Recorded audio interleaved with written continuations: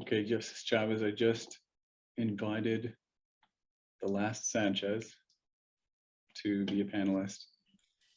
Oh, great. Okay. Hopefully we should be. Ready to go? Oh, man, Garcia Sierra should not be a panelist.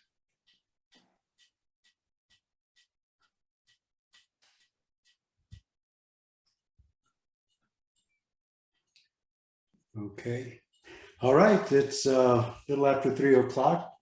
We're pretty much on time. Call the meeting to order. This is Ed Chavez. We'll begin with a roll call. I'm Ed Chavez. Member Cangelosi. I'm here. Member Curtis. Present. Member Radigan. Here. Member Joaquin Sanchez. Presente. Member Michael Sanchez. I'm here. And Member Salcedo. Here. Okay, we are all here. Next item on the agenda is approval of the minutes. We have several minutes to approve. They've been posted for the public to look at, subject to our approval, and the minutes that we need to go through are August 7th, 9th, 11th, 12th, 14th, and 15th. Have all the members had an opportunity to go through the minutes? And are there any proposed revisions to the minutes? Any of them? Can I have a motion to approve the minutes as submitted? So moved. Thank you. And who, do I have a second? I'll second. Okay, Member Curtis seconds. All those in favor signify by saying aye. Aye. Aye. Aye. Is anybody opposed? Does anybody abstain? Okay, the minutes are for August 7th, 9th, 11th, 12th, 14th, and 15th are approved by the committee as published on our website. Okay, the real purpose of our meeting is to decide which concepts to issue for additional public input. We're doing so pursuant to Section 6 of the Redistricting Act, and also pursuant to Committee Rule 11F. 11F provides that after the committee develops district plans in accordance with the criteria that we've been given by the legislature, that we shall issue the district plans for public comment on the committee's online portal at least 10 days before the meetings required under the Redistricting Act and Section 13 of these rules. We're also required to provide public access to all testimony, documents, and information received in the meetings conducted before issuing proposed district plans for public comment. We have on our website a chronology of all of the testimony that we have received. It's also broken down into testimony regarding congressional districts, state house districts, state senate districts, and the PEC. We've also indicated who the individual was that provided the testimony, indicated what date and where on the recording they would be able to look at the testimony of that particular individual. So we have complied with that aspect of the requirement of indexing and providing summaries of public testimony that we have relied on in coming up with some proposed concepts. We also have, of course, Districtor that is available to the public to submit comments and draw communities of interest or districts or provide just comments. And we have received, I think it's over 100 maps and or comments on Districtor. Districtor is also being modified today to create a draft plans section on Districtor. Those would include all of the plans that we propose, and that will allow the public to submit comments with respect to those plans. They can take the maps that are on Districtor as CRC maps that we decide to issue today, and they will be able to modify those maps. And whatever modification they make to the maps will not alter the original, but it will issue a new URL, and that URL will result in a modification of the map. There's a section in Districtor that would allow the person who modified the map to explain what the modification is and why they believe it is important, and then a little bit of background data on the individual making the modification. I want to make sure that the public understands that they can continue to comment regarding maps. They can continue to submit maps, their own version of maps. They can continue to insist on maps that we do not issue, that they be included in our during our meeting for adoption of maps. They can also submit comments either in person at one of the 8 upcoming meetings, or they may do so on Districtor. And I encourage the public to continue to actively participate in this process throughout the process, not only after the October 15th meeting, where we will actually adopt maps to be recommended to the legislature, but even beyond. It's ultimately the legislature's decision on what to do with redistricting. So I'd encourage them to remain active with commentary and revision of maps or proposing their own maps. I do not anticipate a public comment today because the rule anticipates that we would issue maps, issue concepts before public comment is invited, but they can begin commenting as of now and throughout the process. We begin a round of public meetings on September 28th and end on October 8th. And I want to make clear that every meeting is for every New Mexican. It doesn't matter where you reside. If you reside in Lordsburg, New Mexico, for example, and we are in the northeast region of the state, you are welcome to call in. If that's the only time you can make a meeting, you can call in or appear at that meeting and talk about a map that is outside of that region. Every meeting is for every New Mexican. So I just wanted to make that clear for the public. That being said, I think the way we've structured the agenda is to begin by discussing congressional maps, and then we will move to state senate maps, state house maps, and finally Public Education Commission maps.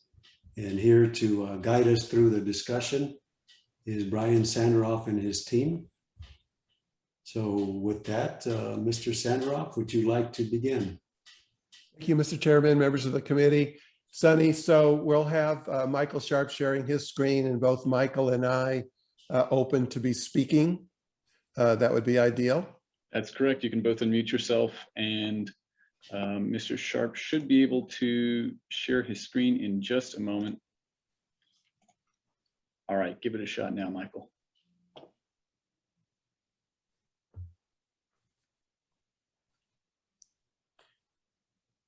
And Sunny, you can hear me as well? Yes, sir.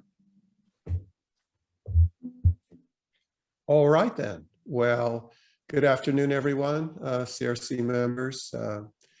We're pleased to be able to share with you today some concepts, first starting with Congress, then Senate, and then House and PEC. So without further ado, let's do it. So during the public hearings, which we heard lots of things on the congressional districts, but there was a significant population who spoke about maintaining the core of the existing districts. We heard from a lot of Hispanics in the North talking about northern New Mexico and the common culture of Native Americans and Hispanics. We heard people from Albuquerque saying that it is a community of interest, and we heard some people in the South. Now, we had differing opinions as well. We had an immigrant population, particularly other Hispanics in the South, speaking of different visions for the congressional districts. So first, let's talk about more core of existing districts, status quo oriented, if you will. This first plan here. So currently, as you know, Bernalillo County, most of Albuquerque is with Torrance County. So the first 3 plans maintain that status quo orientation, a northern core district, a southern core district. And you remember how on the current plan, part of Meadow Lake in Valencia County, a sliver of Valencia County was in CD1, and also part of Paradise Hills and Ventana Ranch was still in CD3. We changed all that. On none of the plans will you see part of Paradise Hills or part of Ventana Ranch in CD3. You have that hard line there. And in none of the plans will you see Meadow Lake, parts of Valencia County in the CD1. That's just for starters.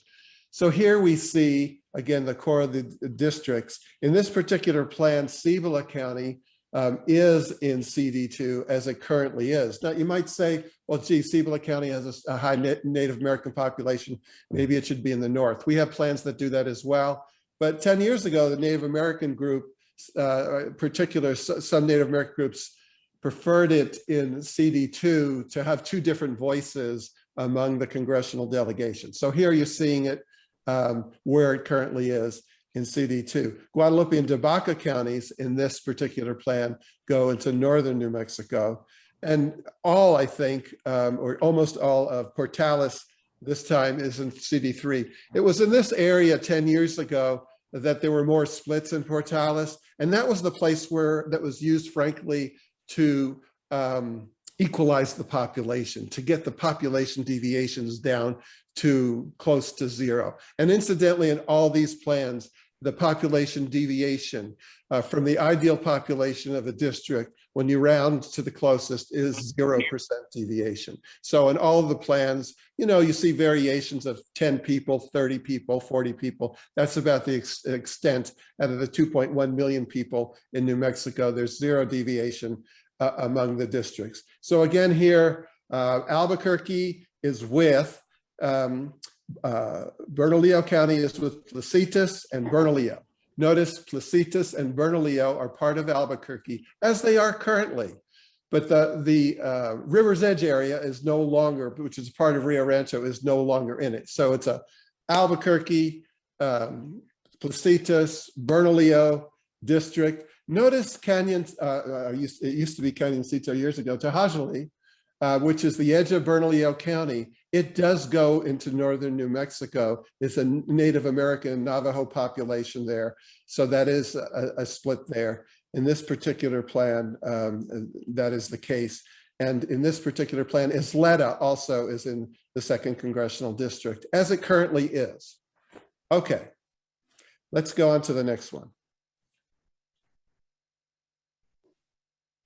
This is concept B. Again, Torrance County is with Albuquerque, Placitas and Bernalillo still in CD1 that we talked about.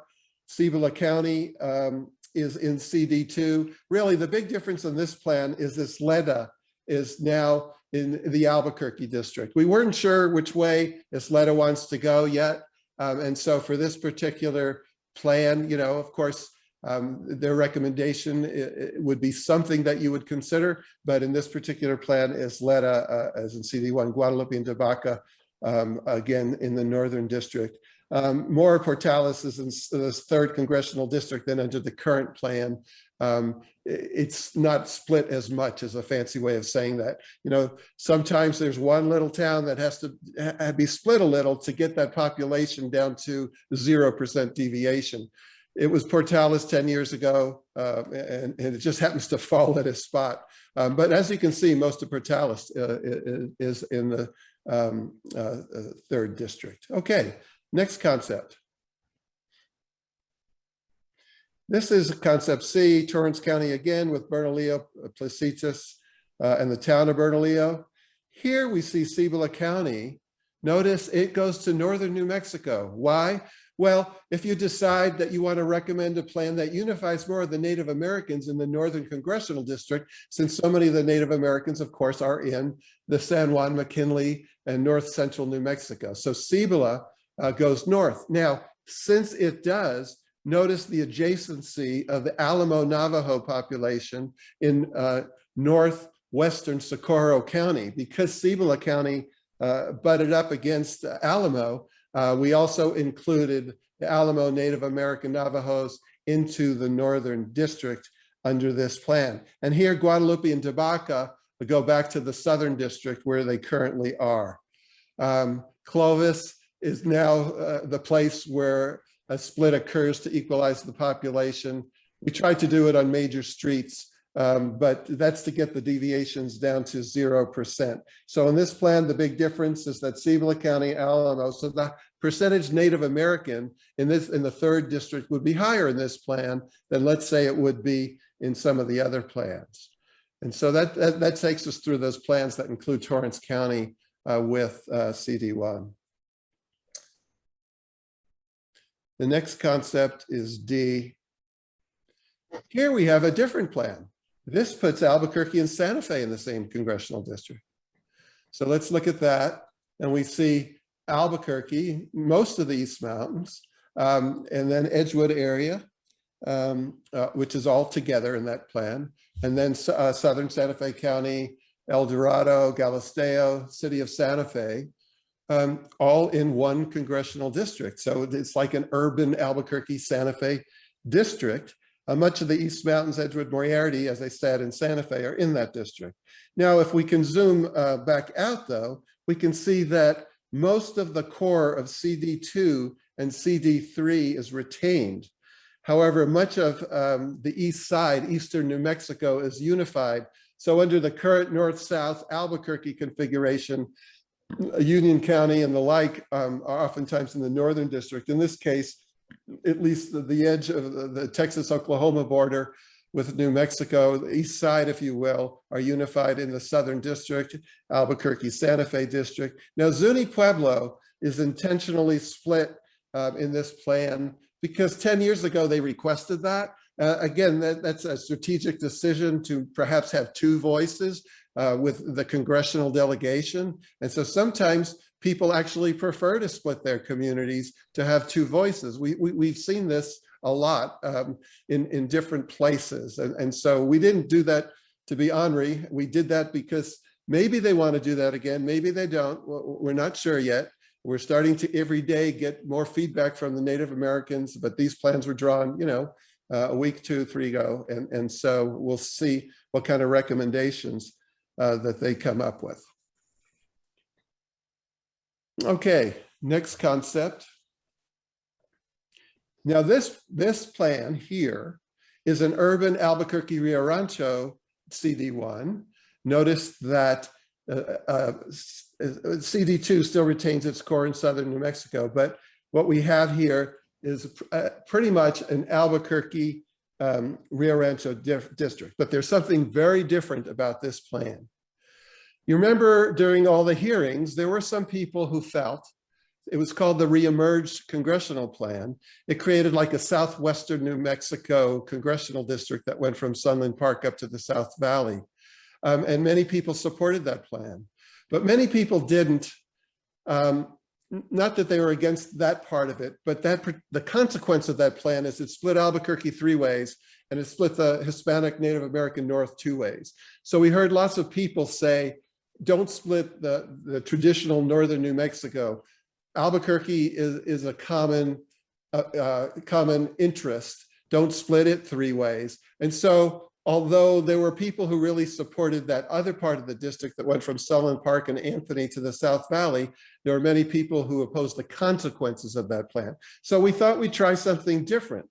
What about if we retained the core of the 3 districts, made an Albuquerque Rio Rancho district, but took the unincorporated part of the South Valley, not the whole South Valley, not the Westgate area that is part of the city of Albuquerque, but just the unincorporated area of the South Valley south of Bridge, and put it in with CD2.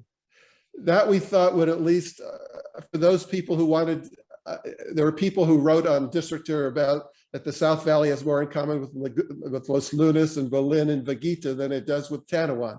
Well, we wanted to do something at least to acknowledge that. But yet at the same time maintain the core. The biggest weakness in this plan, in our opinion, however, is, if we zoom out a little, because the CD2 is picking up all that additional population from the unincorporated areas of the South Valley, then it had to shed population. And the best place to do that was Lincoln County. So in this plan, Lincoln County actually goes in the Northern Congressional District because CD2 is too populous. So what we have here is an Albuquerque, Rio Rancho urban district.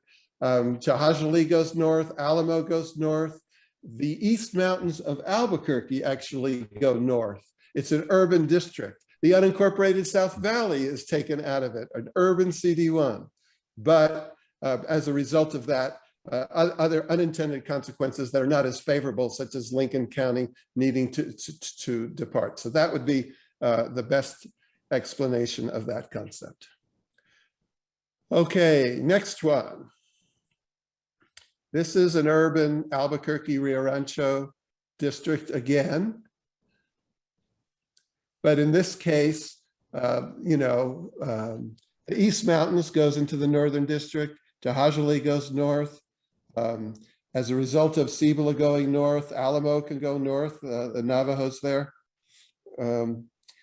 And as I mentioned, East Mountains as well. So it is an urban type district. As we zoom out, we see the core of the three primary areas, the north, the south, and the urban Albuquerque Rio Rancho district are retained.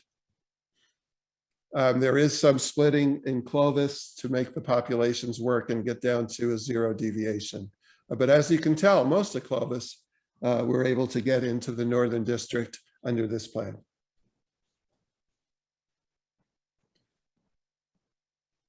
Again, there are lots of other plans on districter. There are plans that split the districts east-west. We talked about the reemerge plan. Those are still fair game for any CRC member who wants to elevate them up to the next level. So the next plan, we need to give credit where credit is due. The Herencia Cultural folks put a plan on districter that was interesting. They only brought it up to 2010 census population. So we aggregated it up to 2020 census population and then had to tweak it a little to make the numbers work. But we want to give credit to them for this plan that was put on districter. And what this plan does is, again, all three areas that we spoke about retain their core. But however, notice that the Northern District is more concentrated in the central north and the northwest. And notice that some of the more east side counties go with the 2nd Congressional District. And so that way, the east side isn't split between a north and a south, it's unified. Northern New Mexico still retains its Hispanic Native American core. Alamo, Isleta all go north, and Tehajali. And look at that Albuquerque district, which is Albuquerque and most of Rio Rancho. So East Mountains, you can tell some of the East Mountains go north. So it was an interesting plan. One of the interesting aspects of this plan is if you can zoom out, actually Albuquerque, Rio Rancho is like a donut surrounded by districts. And there's nothing necessarily wrong with that. But it is different from the other plans, and different is a good thing. So we wanted to show you different things. So at that point, we'll be subject to questions if there are any. Questions from the members? Yes, Mr. Chair, may I? Yes, Mr. Salcedo. Yeah, Mr. Sandroff, just with that last concept, so what is that, G, where is Isleta? Does it also go into CD3? It's in CD3. And thank you for the question. So Isleta is actually one precinct in Bernalillo County and one precinct in Valencia County. And so what the Isleta folks have always told us was, well, we might have our own preferences of where we are, and we'll tell you, but please don't split us. Don't split us just at the county line. So anytime you keep Isleta together, you split the county lines between Bernalillo and Valencia, because they, in fact, cover their tribal territories, cover both counties. And as I think I mentioned, also Alamo, also because of the adjacency, it goes north. Notice Las Vegas is in, Hispanic North is in, it's just more the east side, rural San Miguel and the like, Union, that, go with the east side. So, yes. Mr. Chair, I had a question.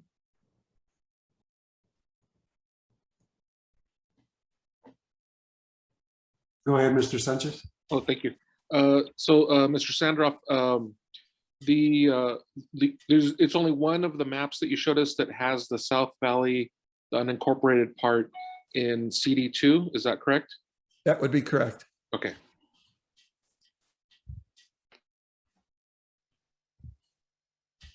Other questions from the members? Mr. Chair, just a couple of comments and perhaps a question. Brian spoke about Portales being the equalizer in some of the early maps that he showed. And I think that's just an interesting concept to circle back on, because, in playing with creating my own maps, it's inevitable that you're going to have some city that you're going to have to split to satisfy the population requirements. And it was interesting to realize when Brian was speaking that I don't recall hearing any comments from anybody in Portales that they weren't, they didn't appreciate being split in this current in the current maps, and that they wish to be unified in the future. And so I think you just have to be cautious of which city becomes that one or county that becomes split to require to satisfy equal population. Along those lines, I noticed there was some minimal deviation in the population size. I mean, I don't think I saw any that were above single digits. And so I just want to make sure that, Mr. Chair and other members of the committee and Brian's expertise and perhaps our council, I'm not clear on how much we can deviate, as equal as practicable, as the Redistricting Act says, is open to interpretation. So, and we do know that the only way we're going to get totally equal population is by splitting precincts, which we can under certain circumstances. So I guess I'm just seeking a little more clarity on that. And if we do agree that, deviations of 10 people within the congressional maps are in fact permissible. And then the other thing I just wanted to comment on, I think they're all fantastic concepts that we should, consider. It's going to be hard to perhaps whittle them down to less than what we have. I will say that I'm intrigued by all the concepts with the exception of combining Albuquerque and Santa Fe into CD1. That doesn't make sense to me for a couple of reasons. If we're adding population to the Albuquerque area, Rio Rancho makes sense, Torrance County makes sense because it's part of the same metropolitan area. But to take the core of the Albuquerque metropolitan area and combine it with the core of the Santa Fe metropolitan area and splitting up that historical CB1 district that folks have made very clear, or the northern district that they've made clear, many folks made clear they want to retain, doesn't really make sense to me. So I just wanted to comment on that. Thank you. And if I may comment, Mr. Chairman, on one of Mr. Radigan's comments. So yeah, when you round to the closest 10th, we're looking at the reports now, the deviation on these plans is 0.0.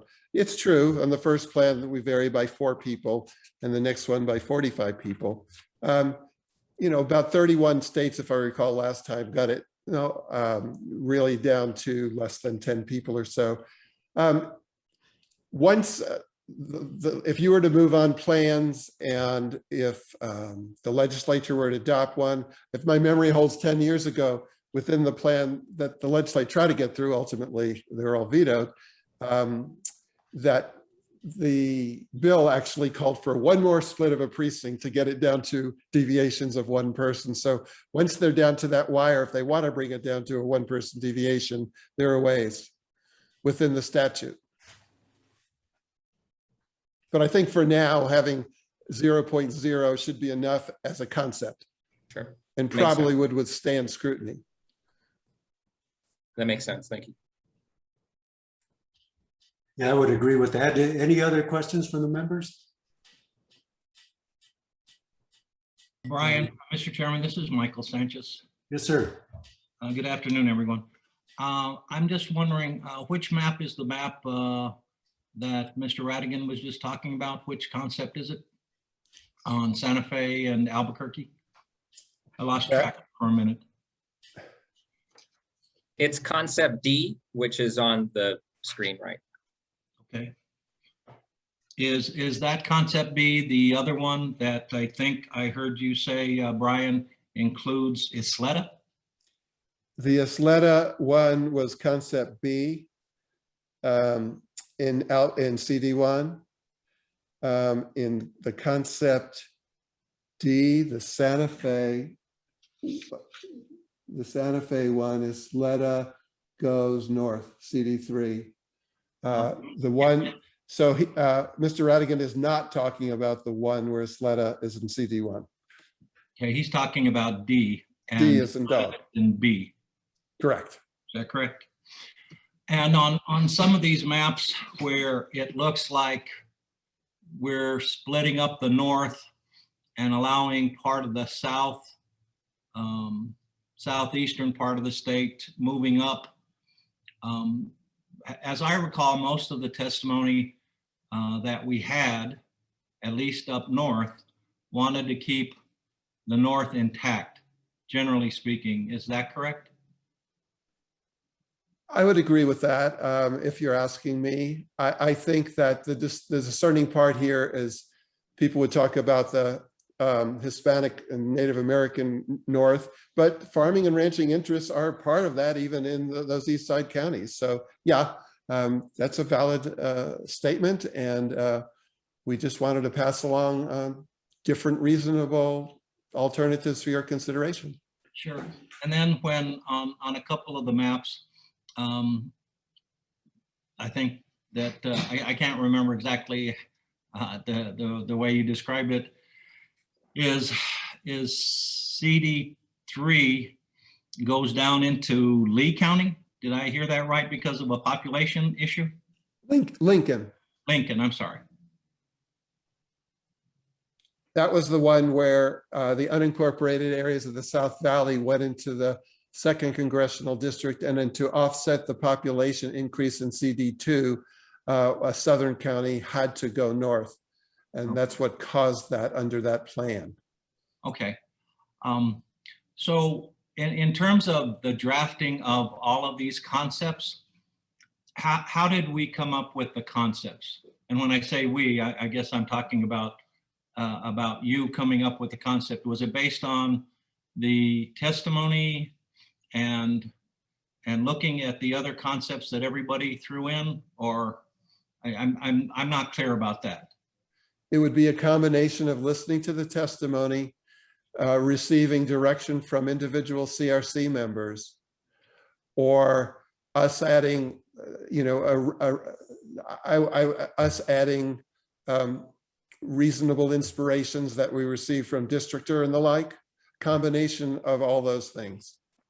Okay, and just talking about the congressional districts now, Mr. Chairman and Mr. Sandroff, how many maps were submitted for our congressional districts? Do you have any idea, or the number that were put on Districtor? Mr. Chairman and Mr. Sanchez, no, I don't know off the top of my head how many plans were submitted on Districtor. Okay. We carefully reviewed all of them. Sure. And as I said, we even moved one forward with the Hornacia Cultural that, so yes, we did review them all and received inspiration for some. Sure. And passing along as well. Yeah. Mr. Chairman, thank you, Brian, Mr. Sandroff. Mr. Chairman, I guess my next question is to you then. Based on what we're doing today, then we have to vote on 3 concepts, not plan, and concepts that can be modified at any point in time. And then we come back at our final hearing, at our final meeting, and adopt. Do we continue to adopt the maps that we have that we're going forward with today, or modifications of the maps that may have occurred during the course of our next 8 meetings. I guess that's why I'm a little bit confused as to exactly how we're doing this. Okay, Member Sanchez, the idea is these concepts are built largely on the testimony that we received. I'll grant you that in some cases, the testimony was not unanimous, which is a democracy in action. And so what we tried to do is we tried to produce maps that were responsive to some of the testimony that was received by the committee. And so each of these maps happened to be supported by requests of public members. We are not limited to just issuing 3 concepts per district. We can issue as many concepts as we want, and ultimately we can recommend to the legislature more than 3 maps for each district. The thought was to do what we could to show the public that we actually paid attention to their public testimony, produce the map so that they could see what their testimony actually results in, and they'll either like it, not like it, or want to modify it. And so if we were to push all these concepts forward, that doesn't mean that we have to agree with any one of these ultimately, and the public is still going to have the opportunity to comment on each of these concepts, to actually take one of these concepts and modify it. And I wish I could show you Districtor because it just went live. If you went to the Districtor site off of our portal, what you would see is draft plans. You would click on draft plans, you would look at any of these concepts, and it would give you the opportunity to comment about it, to modify it. And that's the whole purpose of this meeting, is what concepts are we going to push forward so that the public can continue to give us feedback.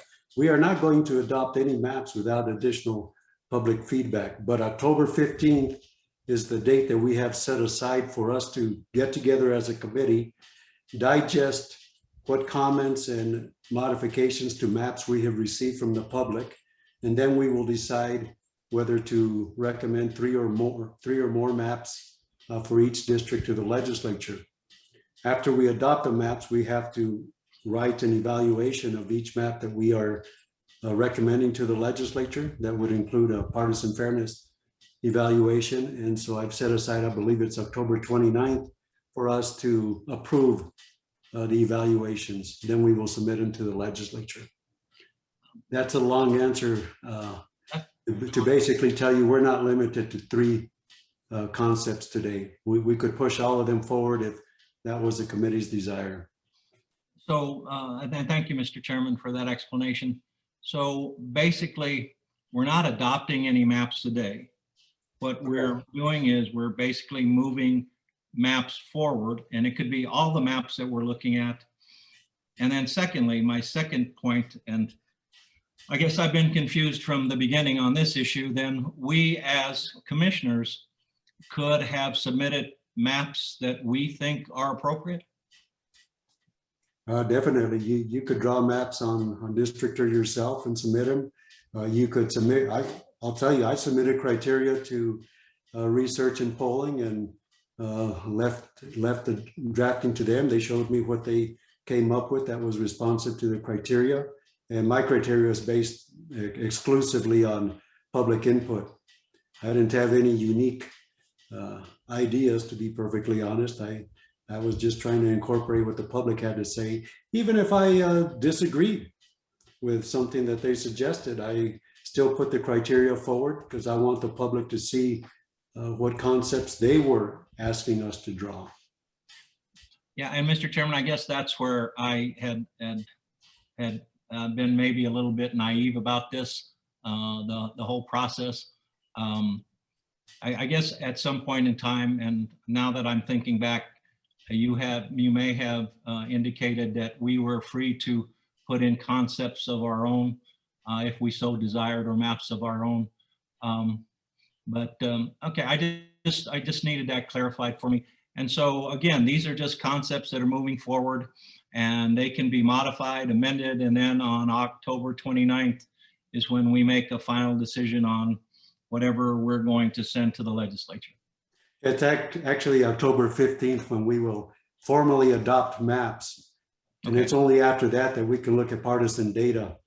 And so October 15th is the magic date for us to adopt maps based on additional public input. And member Michael Sanchez, you're welcome to draw maps on district or submit criteria to research and polling and have them draft for you. Yeah. That will continue for all of us and the public. Mr. Chairman, half of the time I try to get on Districtor, I blow up my computer. And so I'm not very good at this kind of stuff. So I appreciate the answers. Thank you, Mr. Chairman. Thank you. Okay, any other comments or questions from the committee members? Chair, Member Curtis. yes, sir. So all the maps that we have that the public submitted, I want to understand what becomes of those through this process. I mean, are these concepts ever the only things that we look at? Are we including in our decision-making today whether to move particular public maps, or, I mean, can we move all the maps that we have on our website forward so that they can be discussed? I'm just not quite sure about that one last piece. Okay, Member Curtis, you could recommend a map that appears on Districtor that was drawn by the public. Here's two things that we have to consider. Number one, we did not get census data until August 12th, I believe it was. And so everybody who drew maps before we were able to populate the new population data, we're relying on 2010 data. So there's that. Moving forward, after we received the data, we have received some maps. I've looked at the maps, some, and I'll tell you from my observation, I think, and you asked a very good question, I think we should probably go on the website and comment on each map. I haven't done that because I don't know if the committees views it the same way that I do. But some of the congressional maps that have been submitted actually have like 0.7 deviation. They have deviations that I think would be too excessive. I think you have to show up with a 0.00% deviation to I think withstand scrutiny. Some maps, as Brian was discussing, go east to west. Some even had a wheel in Albuquerque, as I recall. Those were based on old maps, old population data. We did encourage the public to update them if they wanted to, and they still could. And frankly, the public, if the public said, I'm still going to push for an east-west allocation of congressional districts, they can continue to do that. So we're not foreclosing them from moving things forward. I would be reluctant to move just blanket all maps that appear on Districtor forward because some of them do have problems. Some in the House or Senate, for example, while they look very compact and neat, they subordinate voting rights amendment considerations for compactness. And we can't do that because Voting Rights Act is going to dominate compactness and other redistricting principles. So I wouldn't just do it as a blanket move forward. I think the effort that was made here was a genuine effort to try to include all of the public input. And even as you see, some of the maps that we are proposing do include, I guess, Congressional District 2 going up into the north. And in some cases, the north coming down into southern areas, the one in particular, Lincoln County. I hope that answered your question. If not, ask it again and I'll give it another shot.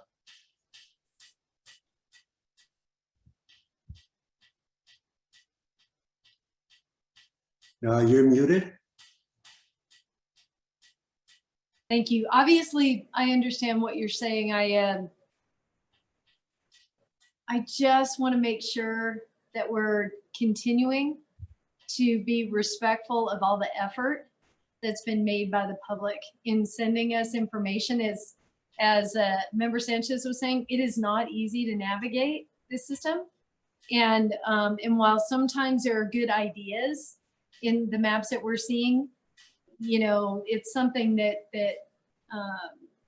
has to be tweaked.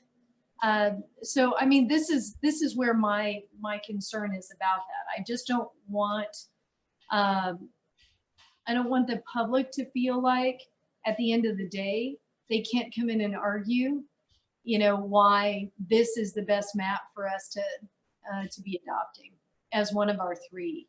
And so I have concern about that. The effort that was made by research and polling to put all the information in, I think has been really incredible. And I know what hard work, I know the ridiculous amount of time that they have spent, the long nights, 7 days a week, producing this for us. But I'm still just feeling kind of uncomfortable, honestly, about especially without public comment, not hearing maps forward, just because people did it without the census data, you know, for instance. I mean, so I'm more expressing a concern I have about the process than necessarily an answer. I want to make sure that we have that discussion, because we're just talking about congressional maps now, but this is going to be true for all the other, the Senate and the House maps, much more so than the PE maps. But anyway, that's just my concern. I don't know if anybody else has issues about that. I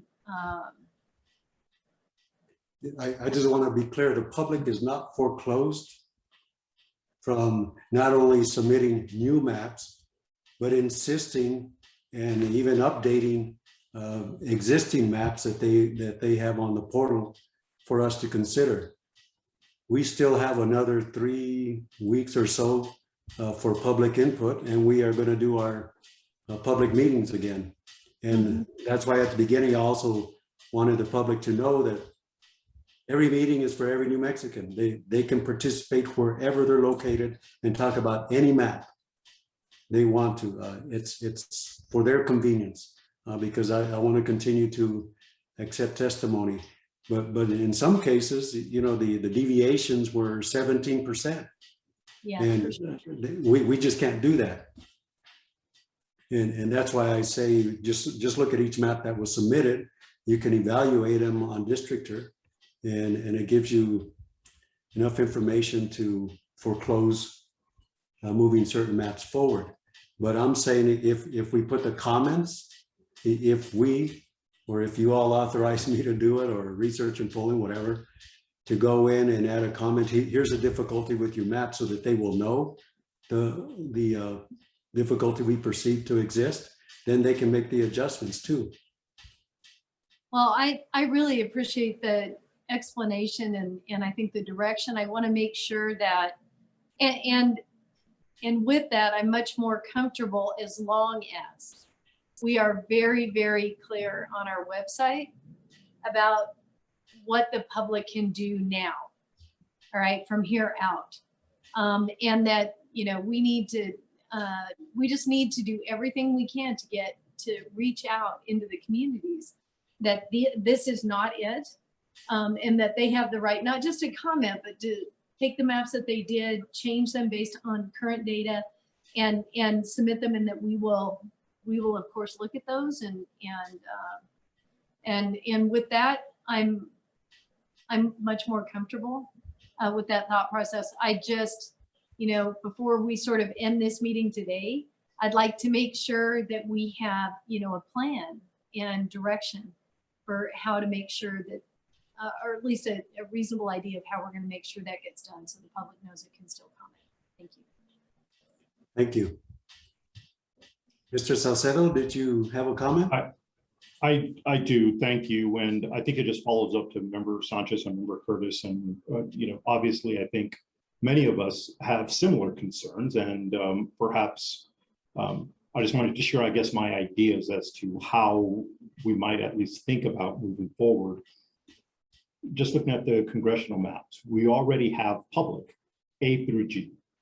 In my mind, that's just a organized way to talk about some of the ideas, and research and polling has put out bullet points, if you will, of some specifics for each concept. Now, there are already in the gallery, in the public submissions, other concepts for congressional districts that are certainly different.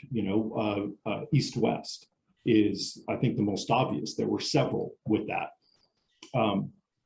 If there is a committee member that believes that is a viable concept, following public comment, I think today or at a later date, they can certainly suggest that we have a concept, what are we on, H, and that could be put in there.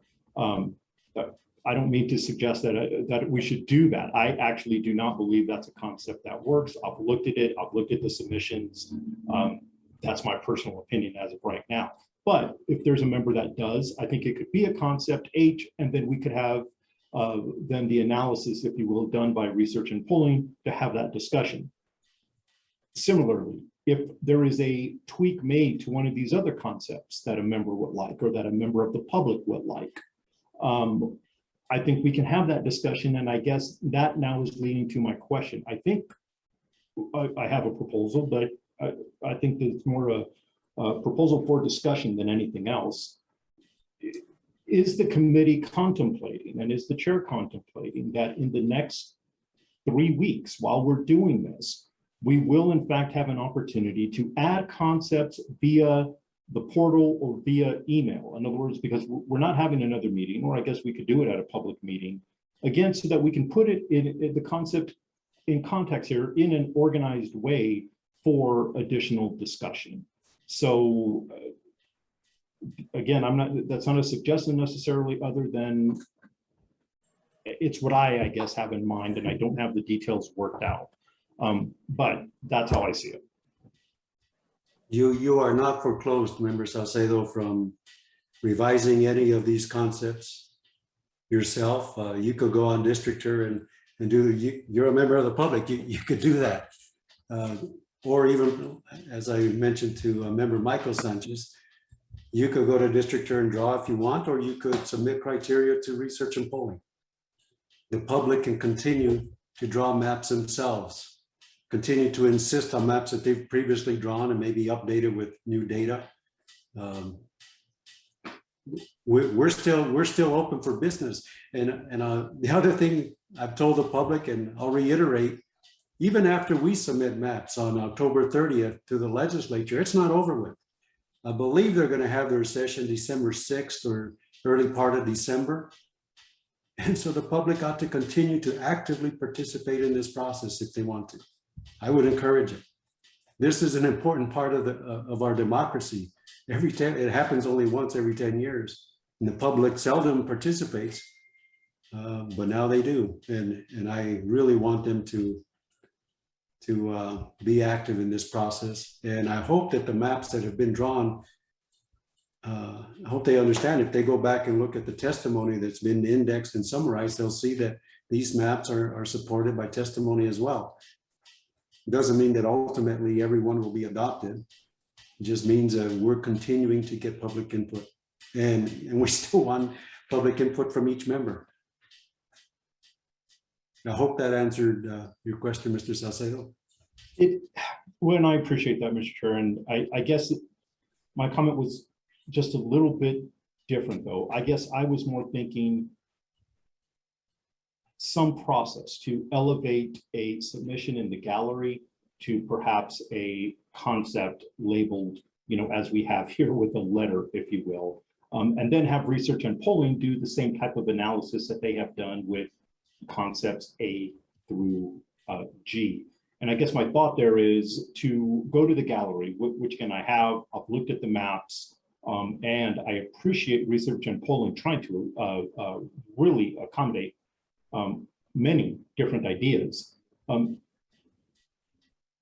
is there a process or perhaps even a thought, if anybody else agrees, but to have some organized way to say, okay, Mr. Chair, I submitted a map in the gallery. I would like to have it as concept H and have some of the data run, have perhaps some of the bullet points pointed out by research and polling, to then, if you will, have kind of a short list. I guess what I'm thinking is in October, I think it would be very difficult to say, gosh, let's look at the gallery and let's look at everything that was submitted. Instead, I was hoping, I guess, we would have somewhat more of a finite set of plans. And it's not what we have right now. I understand that. I don't want that. I'm assuming it will be developed much more over the next 2-3 weeks. I hope that is, I explained it a little bit better, I guess, of my thought process the second time around. Who has control of the screen? Mr. Sharp had control of the screen, but he's unshared. Okay, would you share it again? Because that's Districtor, it's now live. Would you show that again?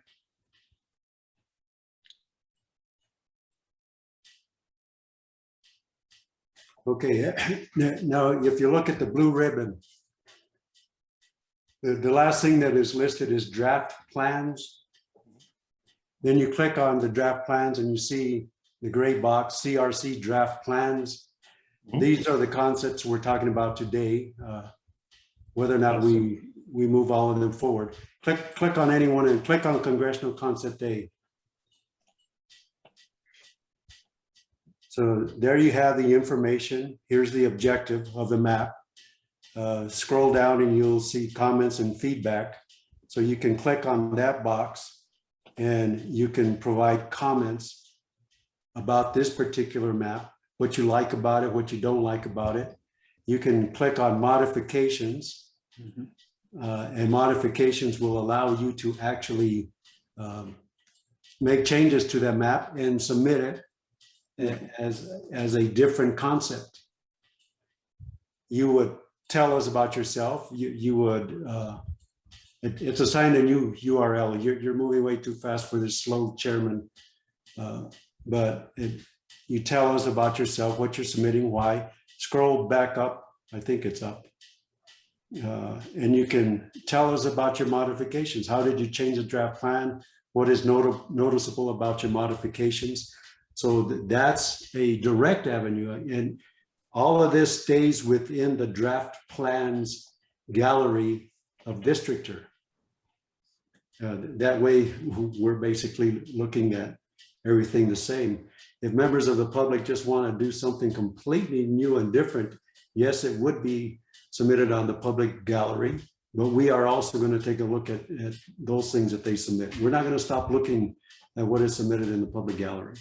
And I'll tell you that we don't have the maps from the Native American communities, but I've been in touch with them and I know they're actively working on them and I expect them pretty soon. And so they're, you know, whatever they submit, we're going to take into consideration as well. And I've been in communication with other organizations, CCP being one, and we'll see that they submitted a house plan that I would like to move forward, but we're not there yet. So I hope this helps the public and you all understand that this is a gallery that is unique to the draft plans that we are talking about today that can be expanded on. And I've just tried to make it convenient for the public to be able to take certain maps that they like or don't like and modify them for us, how they would like to see them done. Mr. Chairman, this is Michael Sanchez again. Yes, sir. I want to say Mr. Saucedo has some great points. And I think that the process is confusing. If it's confusing to us as committee members, then I think it's confusing to the public in general. I mean, I just have that feeling. I guess my question, based on what committee member Saucedo had to say and express, then can a person who does not go to districtor, does not have a computer, does not have access to a computer, can they come to a meeting and put forth a plan at one of our meetings, the next 8 meetings that we have? Or is the process or procedure that we're using is that only those submitted through districtor can be reviewed, modified, adopted? I guess that's kind of the question, because at least down here where I live, down in El Cerro Mission, I suspect from the past that there's not a whole lot of access. They don't have the internet, or very few have the internet.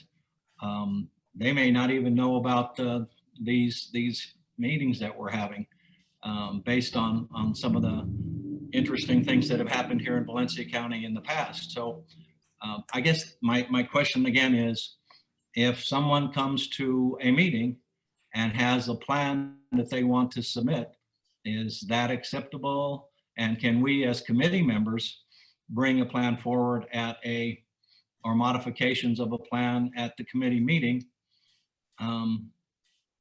to change, modify, or a new plan? Member Michael Sanchez, the answer is yes to your questions. Rule 12B2 was amended during our first meeting, and I believe it was at your request. And it reads that any person providing an alternative statewide district plan shall submit the alternative district plan through the online portal, or by sending either a hand-drawn map or a map in a common format, such as shapefile, to the committee, either electronically or US mail, or even hand delivery, so that they could show up at a meeting with a map that is hand-drawn. Yeah, that was a great motion, by the way. Yeah, it was. I absolutely agree with it. Needed a little laughter here, but okay. Well, that's what I wanted to make sure of, Mr. Chairman. I No, appreciate thank you, because we need to be clear with the public, and I appreciate all the questions. I hope that we're clarifying it.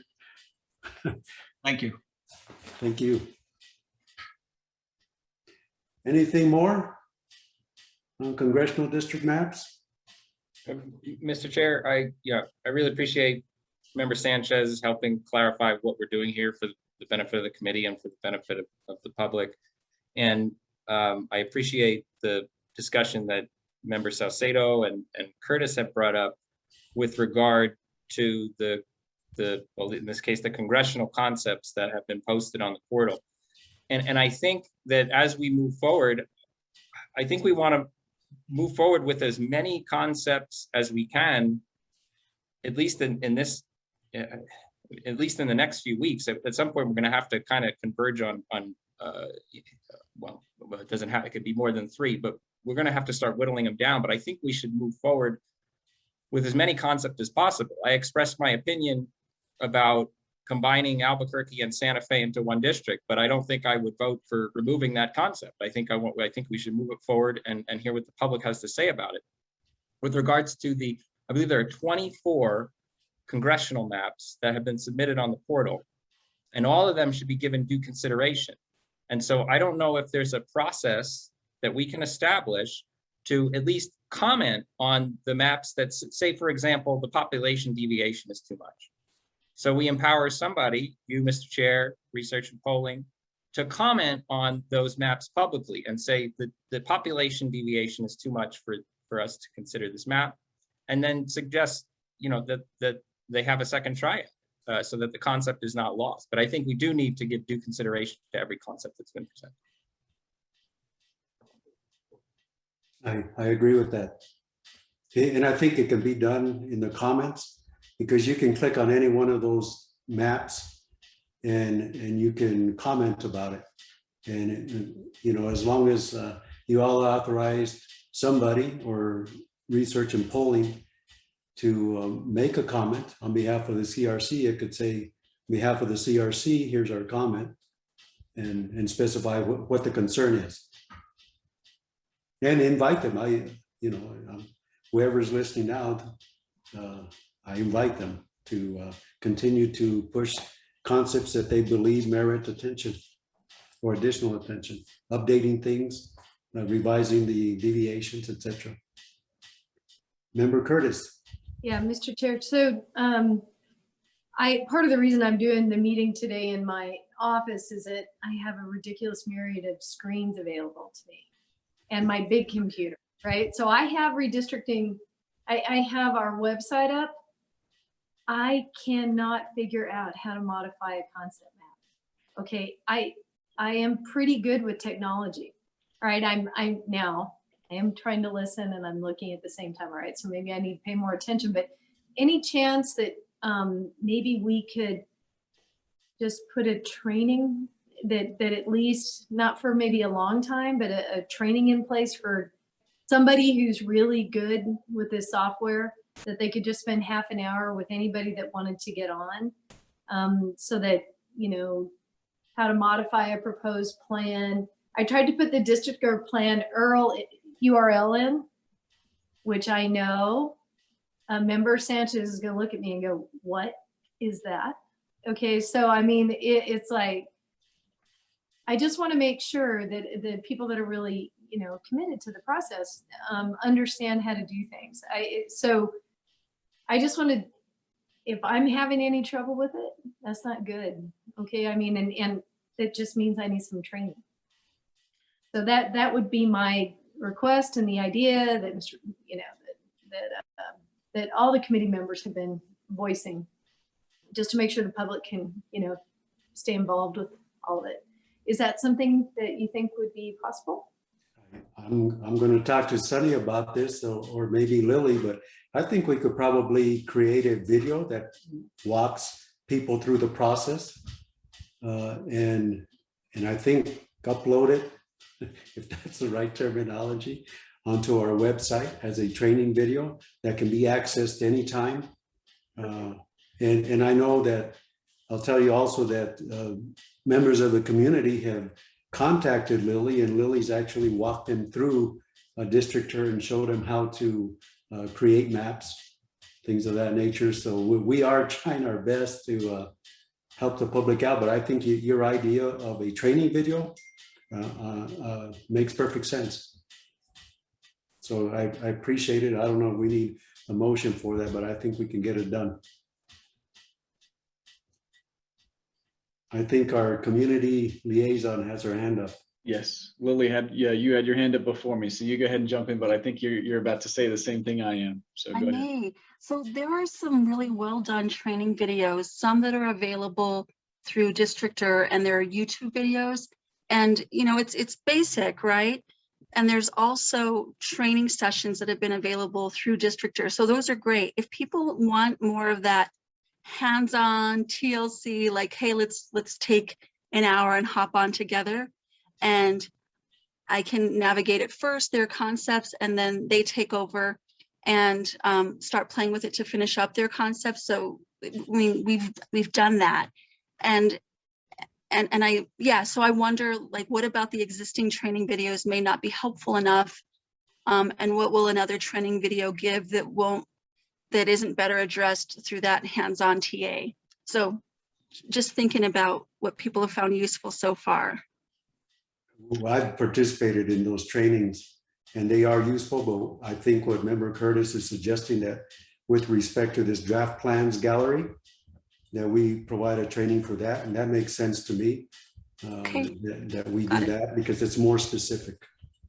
Go ahead.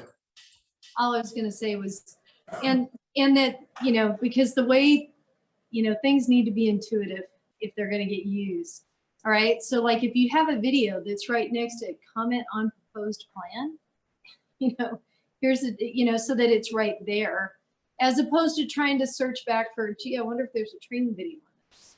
You know, if we can just place that, I think that's great. But I agree with the chair, hoping for something really specific just about where we are now, this section.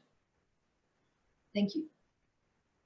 All right. Anything else on congressional district plans?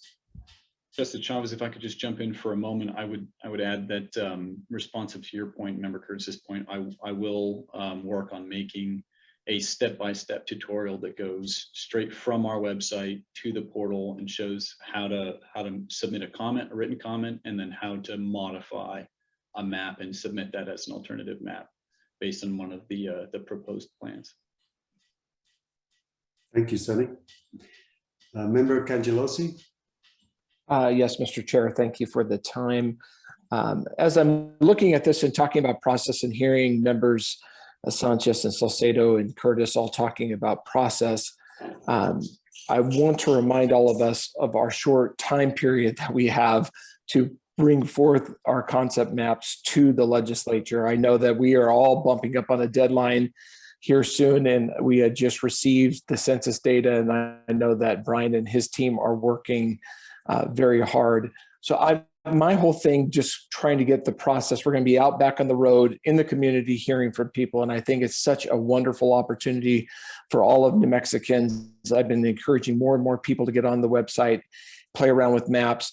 But when do we get to the place where we've taken a lot of public input and now we have the professional demographers, Brian and his team, taking all those concepts? I mean, we could sit here and tweak a bunch on maps, and I know we still need to, and that's why we're going to be back on the road here soon, listening to the communities. But with process, just back to process, when do we get to the place where we're like, here is our deadline on maps that we're going to, as a committee, after hearing and being out on the road, here are the maps. Maybe we have a few more tweaks, but we need to now have, because we're going to have to write reports too, Mr. Chair. And I know that that's going to take a lot of time trying to explain the maps. And so back to process, when do you see that within this process where we as a committee are saying, here are our final maps that we're going to take to the legislature? Our final meeting, public meeting is October 8th. So you think that's going to be the date? Then October 15th is the actual date where we will show the maps that we plan to adopt. Any member can recommend a map that they want to have adopted. And during the October 15th meeting, that's when we will vote. And the majority will advance one of those maps as a recommended map to the legislature. That gives us a window of like 7 days. Okay. Having incorporated all of the public input, thought about it individually, worked with research and polling, and then put on the table maps that we want to have actually adopted. And that will happen October 15th. That then gives us almost 2 weeks to write the evaluations. Okay, perfect. That's very helpful. Yes, sir, Mr. Salcedo. Yes, Mr. Chair, do we need a motion to allow you or Mr. Sanderoff to respond on the portal, informing the public of perhaps specific problems with the map? That's come up several times. I know Mr. Radigan just brought it up, which I think is a great point. Do we need a motion to do that? Yes. Well, I'll motion for you, Mr. Chair, or go ahead, Chris. Yeah, no, please, I'll second it. Yeah, no, I motion that you as the chair have the committee's approval to go on to districture and make those notes and communicate to the folks that are putting the concepts up, whether or not that there are things that are needing to be adjusted or shifted to come into compliance. Second. Okay. Any discussion on the motion?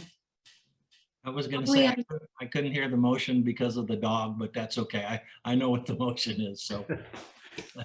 Sorry about that. That's all right. All I was going to say is I'm sure Mr. Sanderoff will be of great assistance to the chair. Thank you, Member Curtis. Mr. Sanderoff, did you want to comment? You moved forward on your chair. No, I'm fine. Okay. Any more discussion on the motion? It's been moved by Member Cangelosi and seconded by Member Salcedo that the chair be authorized to submit comments on the public portal that explains any potential concerns with a map and invites the map drawer to make adjustments if they so choose. All those in favor signify by saying aye. Aye. I, Aye. Anybody opposed? Anybody abstain? Okay, motion passes unanimously. Is there a motion to move all the congressional district maps forward? So moved. Is there a second? I would second that motion. Okay, any discussion on moving the is it concepts A through F? I lost track. Gee, Through G. Motion to move concepts A through G forward for, issue them for public comment. Any further discussion? Mr. Chairman, this is Michael Sanchez. I just have one question for Brian. Okay, Brian, the maps that you put forward, A through G, they all meet the criteria that the legislature enacted in the bill in terms of compactness, diversity, all the things that we need to be putting. There's not any that are off base in that way.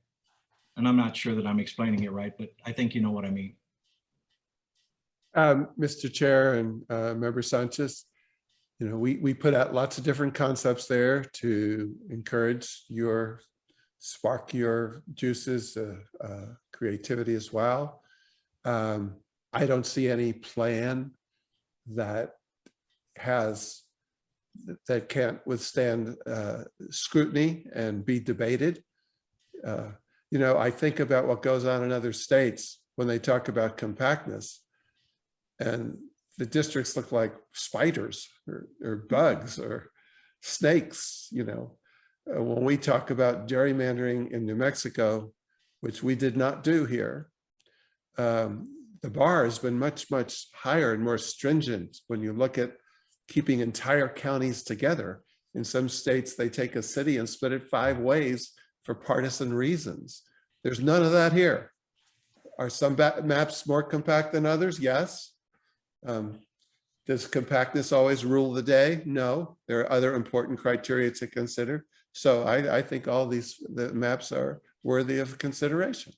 And Mr. Chairman, Ms. Standroff, there's nothing in any of these maps that violates the Voting Rights Act. No. Okay. Thank you, Mr. Chairman. Thank you, Brian. any further discussion on the motion? Seeing none, all those in favor of the motion to move concepts A through G for the New Mexico congressional maps forward for public input, please signify by saying aye. Aye. Aye. Anybody opposed? Anybody abstain? It's unanimous. Mr. Sandroff, would you like to take a break for Up to 5 you, minutes Mr. or so? Chair. Up to you, Mr. Chair. I'm okay. If any member wants to raise your hand if you want a break now, otherwise we'll move on to the House, to the State Senate. See no hands up, we're going on to the State Senate. Okay. Thank you, everybody. So first, a couple of opening comments, if you will. As we just heard, these are just concepts. Changes could be made after CRC and public input. We encourage those changes. We encourage those tweaks. These are concepts. Moving precincts around here and there to further tweak a plan, fine. But we wanted to get different approaches out there for consideration based on what we heard. Also, what if in concept A, you really like how we handled Sunland Park, but in concept B, you really like the way we handled North Central New Mexico? Sometimes when the regions are that far apart, you might say, I like one from column A and one from column B, and a new map is made that incorporates concepts that you prefer from different maps. Sometimes you can't do that because if the two areas that you like on different maps are too close to each other, it might affect 20 other districts and not allow them all to fit together. But there are often times when you can mix and match within the concepts and come up with a new map. So I wanted to share that. I think it's important. So we've used different approaches in the different maps. A Senate district. we had all of our meetings and talked about the ABCs of districting, and you wouldn't want to painfully stand through another 40 minutes of that, and we're not going to do that. But let's remember, a Senate district, you take the population of the state, 2.1 million, divided by 42 Senate districts. So each Senate district is going to have about 50,000 people, plus or minus an ideal population for deviation of plus or minus 5 percentage points, let's say. Your rules allow for a total deviation of 10 percentage points from the smallest to the largest. At Research and Polling, we set a more stringent rule for ourselves that it would no district would be above and beyond 5%. So the total would still be 10, but we don't have any districts that are -7 and +3. We stuck to plus or minus 5. The closer you stick to plus or minus 5, the less likely someone's going to question if you had, you know, alternative motivations. So we set a more stringent rule for ourselves there. I heard people mention partisan data. No partisan data was used in the creation of any of these plans. We didn't consider it. We didn't care about it. It's hard enough to draw districts that are compact and contiguous and make sense of the community without having to worry about partisanship. And we did not look at that in any way, shape, or form. So the CRC traveled the state. Well, Michael, hold off on that. CRC traveled the state, received a lot of input from the public. We incorporated this feedback into the concepts when they're drafted. There's some places we received no feedback, tried to fill in the map the best we can. So for example, what did we hear? Just a summary of a couple of important items. One, in Albuquerque, north of I-40 particularly, we heard people talk about holding a hard boundary, the Rio Grande, dividing the west side and the North Valley. People said that by doing that, you have two areas that have different communities of interest. And so we did do that. It also is a means to possibly increase representation on the west side, because sometimes people thought that west side precincts were being barred by the North Valley. And so that's one of the things we did in all the plans. It's a very reasonable community interest in the view of the committee members as we spoke to. So the international district came up a lot. So in all the plans we held constant San Mateo to Wyoming and Lomas to Gibson at a minimum in all the plans. Now I just mentioned two communities of interest, holding the Rio Grande hard between the North Valley and West Side, and then maintaining an international district on all House and Senate plans. It's important for you to recognize that when you set hard communities of interest like that, which are great, it reduces our flexibility in the neighboring districts. So plans that don't bother doing that, or plans that cross over the river willy-nilly, they can oftentimes make more compact districts. But when you set communities of interest, it has impact on the neighboring districts. Sometimes they're not negative, they're just more challenging. We heard a lot about keeping rural constituencies together and to consider rural constituencies as a community of interest. We heard a lot about Chaparral. Currently it's split between Senate districts. We also heard that people didn't think Chaparral had much in common with Carlsbad. So not only did we always keep Chaparral whole, even though it splits a county line between Doña Ana and Otero, but we sent it, especially in the Senate, toward Anthony, to the other colonias in the state. We heard a lot about Carlsbad. Well, Lee and Eddy County have now increased their population enough. Carlsbad's been split 3 ways, and a way station for districts in Alamogordo and Hobbs and the like. So we really worked hard on unifying some of those cities in the southeast that gained population but maintained minority districts. We were vigilant not to dilute minority voting strength, and when it comes to Hispanic and Native American majority voting age districts, we heard a lot about that. You know, I thought the meeting at the Pueblo Center, down off there on Manal, the Pueblo, Indian Pueblo Governor Center there, I had a 5.5-hour meeting. I found it very moving. But what we heard from the Native Americans, not only there, but in other places like Farmington, was that from their viewpoint, that due to their sovereign nation status, due to their desire for self-determination, due to the history of discrimination that they felt was imposed upon them by the government, and due to the fact that they thought they knew best about their own districts, sacred lands, even that sometimes fall beyond their boundaries of their districts, that they would request their recommendations be strongly considered. And I'm sure in an ideal world, they'd like them adopted. But it's important to recognize in the plans you're about to look at that we were waiting and hoping for the recommendations of the Native American Working Group. They're still working it out. We hear they're really close. Maybe they've even put it on district in the last few minutes. So we'll incorporate the Native American wishes and other concepts, and we'll start immediately once we hear from the Pueblo Working Group, the Navajo Working and Jicarilla Working Group. We have received letters from some of the individual Pueblo governors. Some of them have come in really recently. Some of them were not taken into account in some of these plans, but we will continue to look at those and on future plans, try to honor their wishes. So I thought it was really important. Individual requests from Pueblo governors and letters, Navajo Working Group, awaiting their results. So they'll have plans that will probably impact the non-native groups. We'll try to draw concepts that then incorporate their outer boundaries and see what it does to the rest of the state. And we'll start sharing that on districtor and seeking the input of the CRC members and then the public.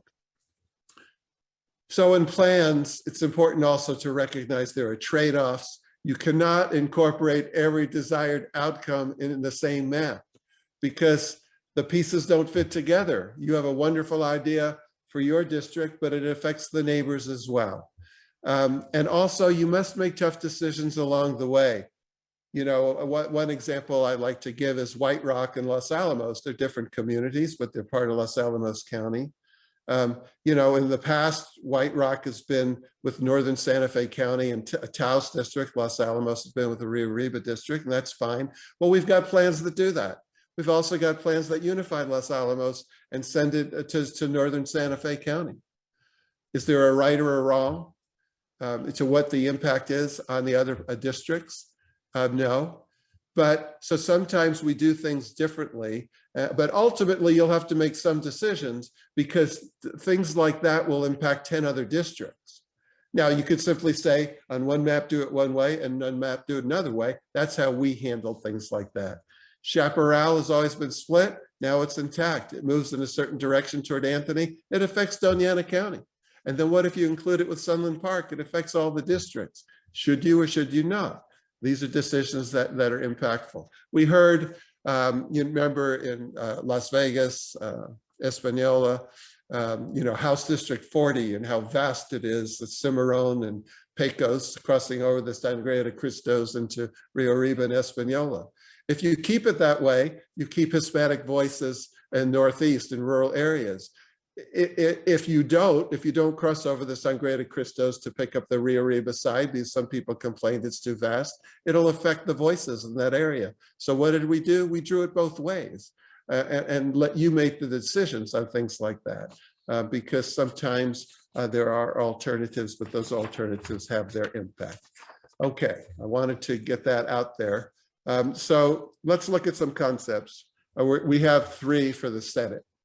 Now, you might look at this map and say, oh my God, look how vast those districts are. Well, but then say to yourself, do they still look like a rectangle at least? Do they still have some relatively straight lines? When you see some squiggly lines, it's oftentimes the precinct boundaries that have a lot of squiggles, because those precinct boundaries are oftentimes on physical features or political subdivisions. And so an outer boundary might, in fact, just have a squiggle on it because of the precinct boundary. Other times, those lines are very straight. And so, but I just want to remind you, 50,000 people in a Senate district. I just pulled out my latest census. Tobacco County has 1,600 people. Harding County has 600 people. Guadalupe County has 4,500 people. Mora County has 4,000 people. Union County has 4,000 people. So when you see a district that is vast and it goes for 10,000 square miles, it's because it takes that much mileage to find 50,000 people. Now, the lines could be drawn in different ways. If it's more vertical or more square, we've got different options. But please remember that some of the vast distances or the sizes are due to the fact that it takes that many people to find 50,000. Okay. Let me get my notes out. So let's start by zooming in on southeastern New Mexico, the Lee, Eddy, Otero County as well in there. Yes, the Chavez County look. Now, in 1991, the Justice Department said, well, you know, there's enough population there for 2 Hispanic majority districts. And ever since then, that's the state's been abiding by that. But in the past, you might recall from the current map, and we don't have to show the current map, but Hobbs was split 2 ways and went to Carlsbad. And Carlsbad was split 3 ways and it went to Alamogordo and Hobbs. And Roswell was split so many ways and it went to Alamogordo. And all of these districts were split every which way and traveling 70, 100 miles. Now, people said, well, is southeastern New Mexico going to get its own new Senate district because gained population? The answer is not in this plan, no. But what it means for the first time is Alamogordo could have its own in Otero County. Carlsbad doesn't have to be split ways. It can have its own. Hobbs can have its own district. And so that's one of the things that happens to this plan. So if we look at, for example, District 41, you see that all of Hobbs is together. The percentage Hispanic has skyrocketed in Hobbs. And we heard testimony from people saying, build districts that take in those Hobbs communities that we share common interests. So one of the minority districts actually can be the Hobbs general area, and the percent Hispanic actually gets up to 55% voting age adult. Then the Roswell-based district, and Roswell is split, but this is a place that always has been. But when you take the Hispanic neighborhoods that have so much in common on interest, we heard testimony about employment and education issues, discrimination, and the like. And the Voting Rights Act says, allow people to have an opportunity to elect a candidate of choice. So this particular district, which includes Roswell and Dexter, Hageman, and Lake Arthur and Artesia, and it doesn't split Artesia, it gets up to 59% voting age Hispanic. Now, if we can zoom out a little again, but yet now Carlsbad has its own, Eddy County has its own district. Carlsbad's not split anymore. That district does include Eunice and Jal, though, because if Hobbs gets its own Senate district, not split, and it's a Hispanic district, then Eunice and Jal goes into Eddy County in this particular scenario. Alamogordo, Otero County. So Alamogordo is split a number of ways now, and there are 2 senators who live in Alamogordo. Well, if you combine Alamogordo and let them have an opportunity to elect an Otero County senator, you inevitably start pairing someone there. 33 looks a lot better than it used to. It starts in Roswell. It no longer goes into Alamogordo, and it goes to Tularosa itself. So that's the Southeast. I'm not going to spend as much time on every single district I just did. We'll be here all night, but I thought that was a really important area. And we heard in Roswell how don't crack our Hispanic neighborhoods, and this plan has more of those neighborhoods intact. Okay, let's go to Chaparral since we're in that neck of the woods right now. So we heard Chaparral happens to split the Otero-Doña Ana County line. We split the county line and kept Chaparral together. But it's not going to Carlsbad now or Alamogordo, it's going to Anthony, a 20-minute drive, and then up the Mesilla Valley for the rest of District 31. So that's how we handle Chaparral. Sunland Park, this is creative or innovative, see what you think. Sunland Park, though, goes with Luna County. And so that you have those border issues with Mexico that deal with border security, economy, different ports. And so in this case, the Sunland Park area goes slightly up the Mesilla Valley and is with Luna County. And then you see that there are 2 other compact districts in Las Cruces, 38 and 37, or 3, 38, 37, 36 under this plan. And look at that hard line there, relatively speaking, Doña Ana and Otero, other than Chaparral. And then we can see while we're here, District 28 coming in. And notice how we always hear complaints about Hatch Valley being divided every which way, and that's not the case here. 28 is a Lordsburg, Silver City, Catron County, Sierra County district, and it's Magdalena and Socorro County, but not Socorro. Okay, let's go to the Northwest for a minute. 1 and 2 are basically Farmington-based districts. Farmington is based, and then an Aztec, Bloomfield, Florida Vista, Blanco district. So that area retains 2 districts. Now, this next concept on the Native Americans is an interesting one, and it's just used in this one concept. And I think that we're getting indications from the Native Americans they probably won't prefer this one because they'll probably want to use Cibola County from their perspective as a Native American influence district, but not include it within the 3 voting age population Native American districts. But what this does is District 3 starts at Gallup and goes up the reservation to Shiprock.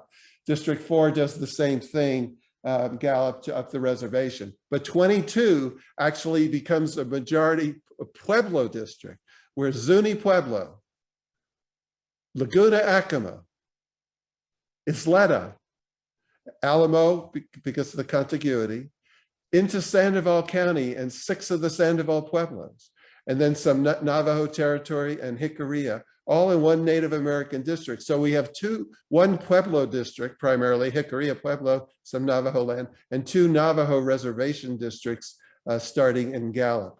It's a different approach, but it allows the districts to get up to 3 districts that are 70% Native American voting age, would increase the likelihood of them electing a candidate of choice, of saying they may not like it, but it's a concept out there. We're looking forward to getting the Native American Working Group recommendations. We'll build plans that do it. Okay, Senate 39, while Michael's mouse happens to be on it, you remember that's the district that everybody talks about that goes from Mora County and Pecos down to Ruidoso. Let's look at how far 39 usually goes, right down to Ruidoso in District 33. We don't have, yeah, you can see that line down to Ruidoso. That's where 39 usually goes. Now look at 39. What 39 is under this plan is an El Dorado, Pecos, Placitas district with the common bond of adjacency to mountains and wilderness areas and concern about the environmental issues of air and water. El Dorado, Pecos, Placitas. And it no longer goes all the way down to Ruidoso. But under this plan, White Rock is with northern Santa Fe County and Taos, like it currently is, and Los Alamos is with Rio Arriba County, which it currently is. We have other plans that treat it differently. Let's look at Albuquerque for a minute. Notice the hard boundary between the Rio Grande and the west side and the North Valley, north of I-40. So what you have in District 13 is a North Valley district, 50,000 people in the North Valley.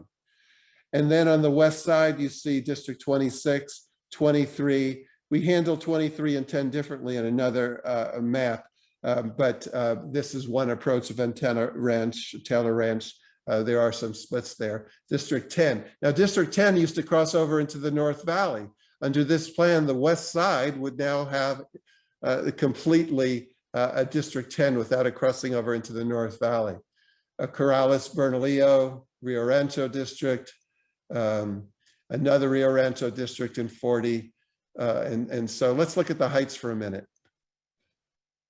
Okay, look at District 17. And we can pass, that's part of the international district. So San Mateo to Wyoming are wholly into it. Lomas also is a boundary through Wyoming. And then for the rest of it, we use I-40 as a boundary. And I-40 is a good boundary in Albuquerque. So you have the international district. Look at those heights districts. They're not bad. They're pretty compact, 15, 18, 20, 21.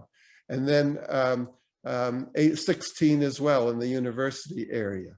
There's a district that includes Four Hills, then goes out to the East Mountains as well. That East Mountains district also includes Edgewood. So Four Hills, East Mountains, and then to Edgewood. Let's look at the west side again, the South Valley. Okay, District 14 is a South Valley seat. 11, what's happening is the South Valley seats have to move up a little north, not too bad, to pick up the extra population that all the growth on the west side. District 12 is half the size it used to be. So pretty solid South Valley districts. Again, there is some movement to the north due to population growth. This plan also creates a Los Lunas Belen district. And that's because District 30, the old District 30, was being used to bolster the Native American seats. And so Cibola County wasn't going into Valencia the way it used to. And then a rural Valencia County seat with the Manzano Mountains and parts of Torrance, and then going into Socorro. So it's a Socorro rural Valencia based district. 17 majority Hispanic districts. Currently, there are 16 majority Hispanic districts utilizing 2020 census data. This plan gets a 17th, and that's because of what's happening with treating Sunland Park. I won't have to spend as much time on every plan, just I'm going to talk about the differences on the others. Okay, should we take questions now, Mr. Chairman, or should we just go through them first? Why don't we go through them? Okay, while that map is up, Michael, 7 and 8, that's very status quo oriented, based on, again, taking that much population to find 50,000 people. Okay. Concept B. Now let's start with northwestern New Mexico here.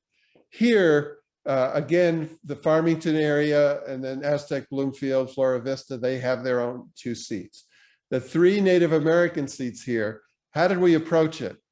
Well, the last we heard from the Native American Working Group 10 years ago, they submitted a plan. The judges adopted it. So we thought, why don't we go back to the last expression that we have from the Native American Working Group? Now, this area has lost a lot of population. So we had to expand the boundaries of the status quo and see what we get. Michael, if you could turn on the data, the Senate current boundary line. Notice like in 1 and 2, and look at the difference between 22 and 3. Look how similar that line is. That's the current boundaries. Look at District 4 as it goes up the reservation. Look how District 4 as it goes up the reservation. What we try to do is get as close as we could to the current boundaries for the Native American 3 districts, but then expanded them because of declining population to get the ideal populations up. So you can see how we handled that. But District 30 then returns to it's called the Native American Influence District. It's not part of the 3 voting age population districts like you saw under the first plan. And you can see how Zuni, Pueblo, and Laguna and Acoma are included in an influence district that goes into Los Lunas. And currently, Cibola and Los Lunas do have a lot in common in the Senate districts that on the current boundaries. So we had to do that approach as well. And so it maintains the Native American Influence District. These 3 Native American districts are 61%, 68%, and 71% voting age population. Under this plan, we keep Los Alamos whole. Here's an interesting, look at Los Alamos County. It's wholly together, and it's in there with basically the north and east side of Santa Fe, where there's a lot of, higher socioeconomic status, PhDs like in Los Alamos County, but still this district does have a majority still in Santa Fe County, mostly on the north side and the east side, Las Campanas and those areas and the like.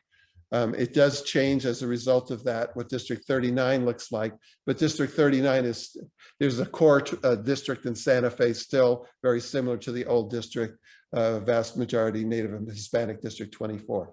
39 is much more compact than current, but it's different from what you saw earlier on the other plan, but it's mostly rural Santa Fe County with a couple of precincts in Sandoval, the Peña Blanca and Cochiti Lake, and 1 Torrance precinct. And this district the plan has 15 Hispanic voting age. We didn't show Albuquerque because it's very similar to what we saw in Concept A. Okay, Concept C. Concept C uses A and B as a base map and then has some regional differences. Let's look at Chaparral. Here, Chaparral, it remains intact, but it goes up the Mesilla Valley, similar to how it is today, although all of Chaparral's in there, not just half. And so that Sunland Park then goes into a Las Cruces district, and then you see some other 3 compact districts, Senate districts in Doñana County. But let's talk about District 28 to the left, and then we'll talk about its impact on Doñana. So the 28, actually, Silver City, Deming, wholly contained Lordsburg in there. But District 35, 28 and 35, no matter how you draw them, they need extra population. So under this scenario, it's Northern Grant County, Catron County, Socorro, and then it does go into Doñana County, but approaches Doñana County through the I-25 Rio Grande corridor rather than through directly from the west, and where they have some farmlands and the like, and Hatch is not split 4 different ways.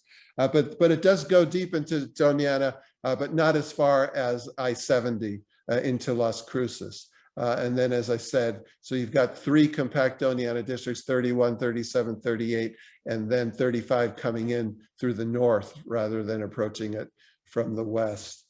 Eddy County is different in this one, the minority districts. Look at Eddy County. It's not receiving any population from any other county. It's its own Senate district. The minority district 41 is treated differently. And you'll recall what we heard in Roswell.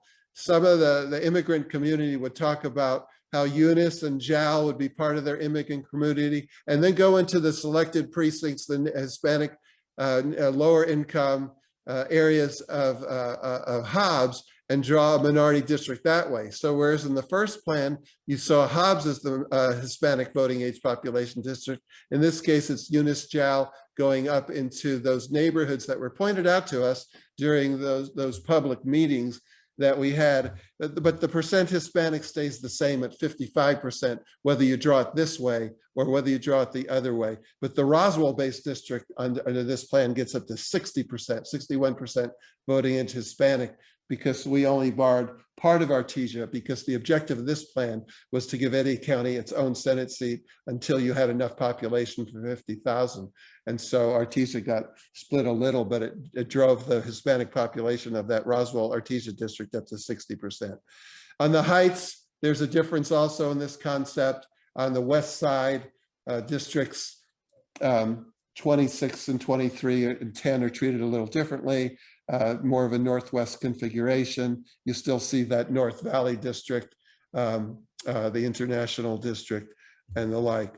This one has 16 Hispanic districts. Again, you lose 1 district if you create that Sunland Park, Luna County thing. So that's hitting the highlights. Just look at the Heights again.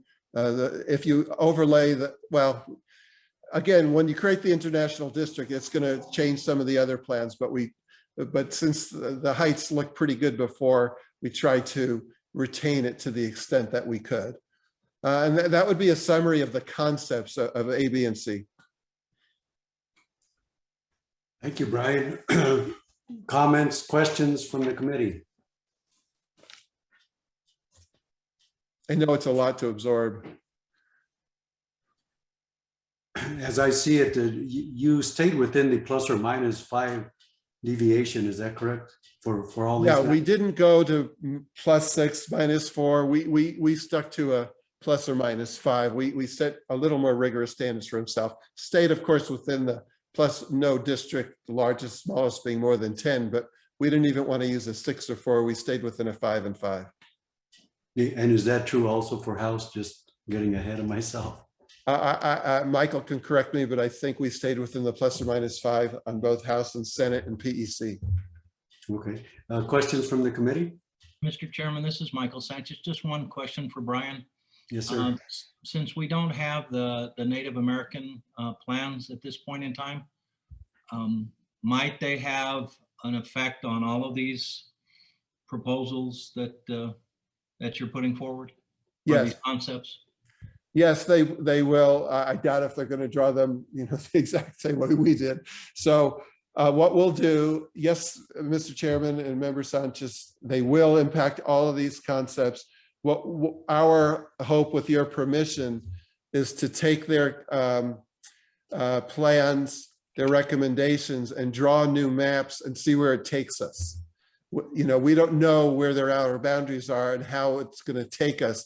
So whether we should draw a new concept or try to incorporate them into sub A and A1 or a whole new map, will it affect 20 different districts or will it just affect 5 other districts? We'll just have to wait and see, but we're looking forward to it. And then we'll get started immediately on drawing new statewide maps. I suspect that they're just going to come in with their regional plan, you know, the districts that are important to them.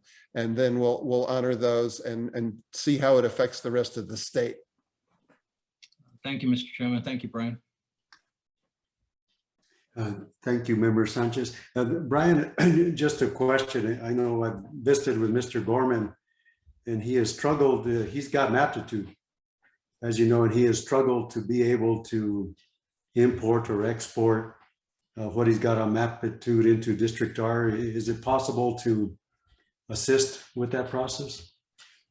Michael can expand upon what I'm about to say. It is hard to get Maptitude to talk to Districtor. He's absolutely correct. We have the same problem. And what you have to do is you have to take your Maptitude plans at this point and manually enter them into Districtor. Michael has been in contact with Districtor, and we hope that they can work out a better solution where Maptitude and Districtor will be able to talk to each other in the future. But at this point, we had to take our plans and manually enter them into Districtor. Okay. Other questions from Michael, did I get that right? Yes, you did. Member Curtis? Oh, no, I was just saying what a tremendous amount of work that's been done by research and polling to try to get this together for us. And I really appreciate that. That seems extremely unfortunate. Yes.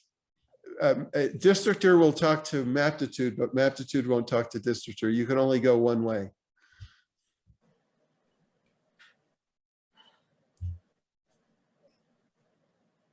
Any other questions or comments by the committee regarding the Senate concepts? Is there a motion regarding what to do with the Senate concepts?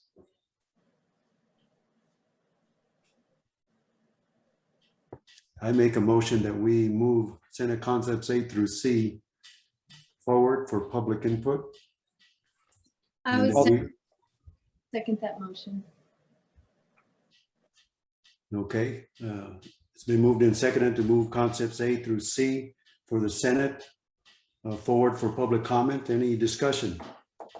Mr. Chairman, this is Michael Sanchez, and sorry, but Yes, I'm curious how we can move these concepts forward without having the Native American plan incorporated into it. I know that research and polling can get it done and do it expertly as they are. They're fabulous at what they do. But us moving these maps forward now, it just seems a little strange because we don't have the full concepts in front of us. It may be minor, but then again, it may affect some of these districts in a way that that at least have some discussion. Unless this motion is to adopt the Native American maps and be incorporated into these maps for our next meetings that we're going to be going throughout the state. But again, I guess I just have a little bit of a problem because we can't see them. We don't know what they are at this point. And I know the difficulties that the Native Americans may be having as it relates to getting consensus. But that's just my concern. I don't know how I'll vote on this on the concepts, but I do have some concern about that. Thank you, Mr. Chairman. I understand, Member Sanchez. It would be nice if we already had the maps, and I know they're working diligently. I have stayed in contact with them. I would say a couple of things to consider. One is that all of these maps could be revised by public commentary, not just Native American commentary. But I do understand the importance of accepting or receiving what they've done and trying our best to incorporate it. I would also say that under our rules, we have to publish these concepts for at least 10 days before we begin our public meetings. And that's basically tomorrow. The clock starts ticking for us. So if we move the concepts forward, we're able to accept revisions or modifications to maps, public commentary, and we satisfy the 10-day rule. So that's just something for the committee to consider. Other discussion on the motion? And Mr. Chairman, it's Michael Sanchez again.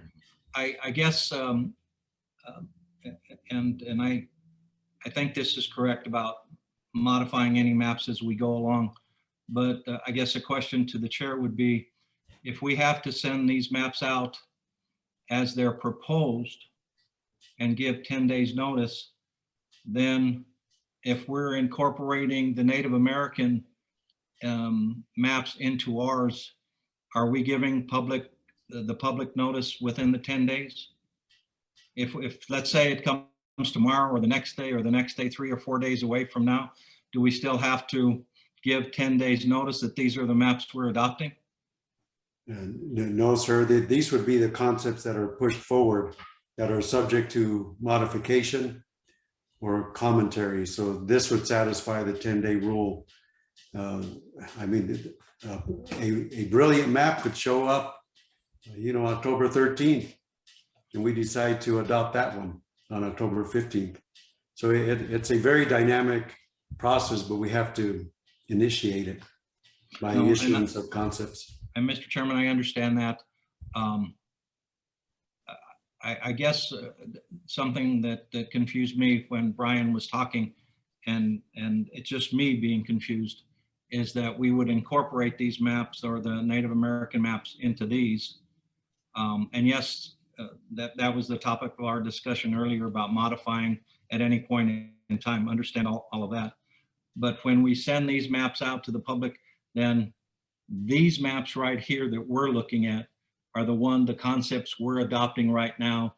And the Native American concepts are something that can come in later, but the public understands that these are the concepts we have. These Right. 3 maps. These 3 maps would be the concepts that the CRC is pushing forward. Okay. Thank you, Mr. Chairman. Thanks for clarifying that for me. I appreciate it. And Mr. Chairman, if I may say one thing, Yes, Ryan? it's possible that some of their recommendations won't drive with some of our concepts, and it's possible that some of them will. And then it's possible that we'll draw other new ones that take into account the best of both worlds. Because, so I just wanted to share that. Any other comments on the motion? There being none, all those in favor signify by saying aye. Aye. Hi. Anybody opposed? Anybody abstain? Okay, concepts A through C for the New Mexico Senate will be issued for public input. Anybody want to take a break? I'm willing to move on to the State House, but how do you all doing okay? Great. State House. Okay, we're going to turn the reins over to Michael to do the House. Michael Sharp. Thank you. Great. Looks low. I look very large on the screen. Sorry about that. Let's see here. See if I can fix that for a moment. Hope everyone is doing well. There we go. That's better. So I'll go over the House briefly. I won't. Brian did a great preamble about all the various comments we received from the communities during the public meetings around the state. And so I won't necessarily go over those all over again, but I would like to just thank everybody for providing the comments that they did. It's really helpful for us as plan drawers to understand what's important to the various communities that are affected by the lines. And so I'd just like to go over briefly, hopefully, the house plans, and then I guess open up for any sort of questions. So this is house plan. Oops, I need to share the screen. Sorry.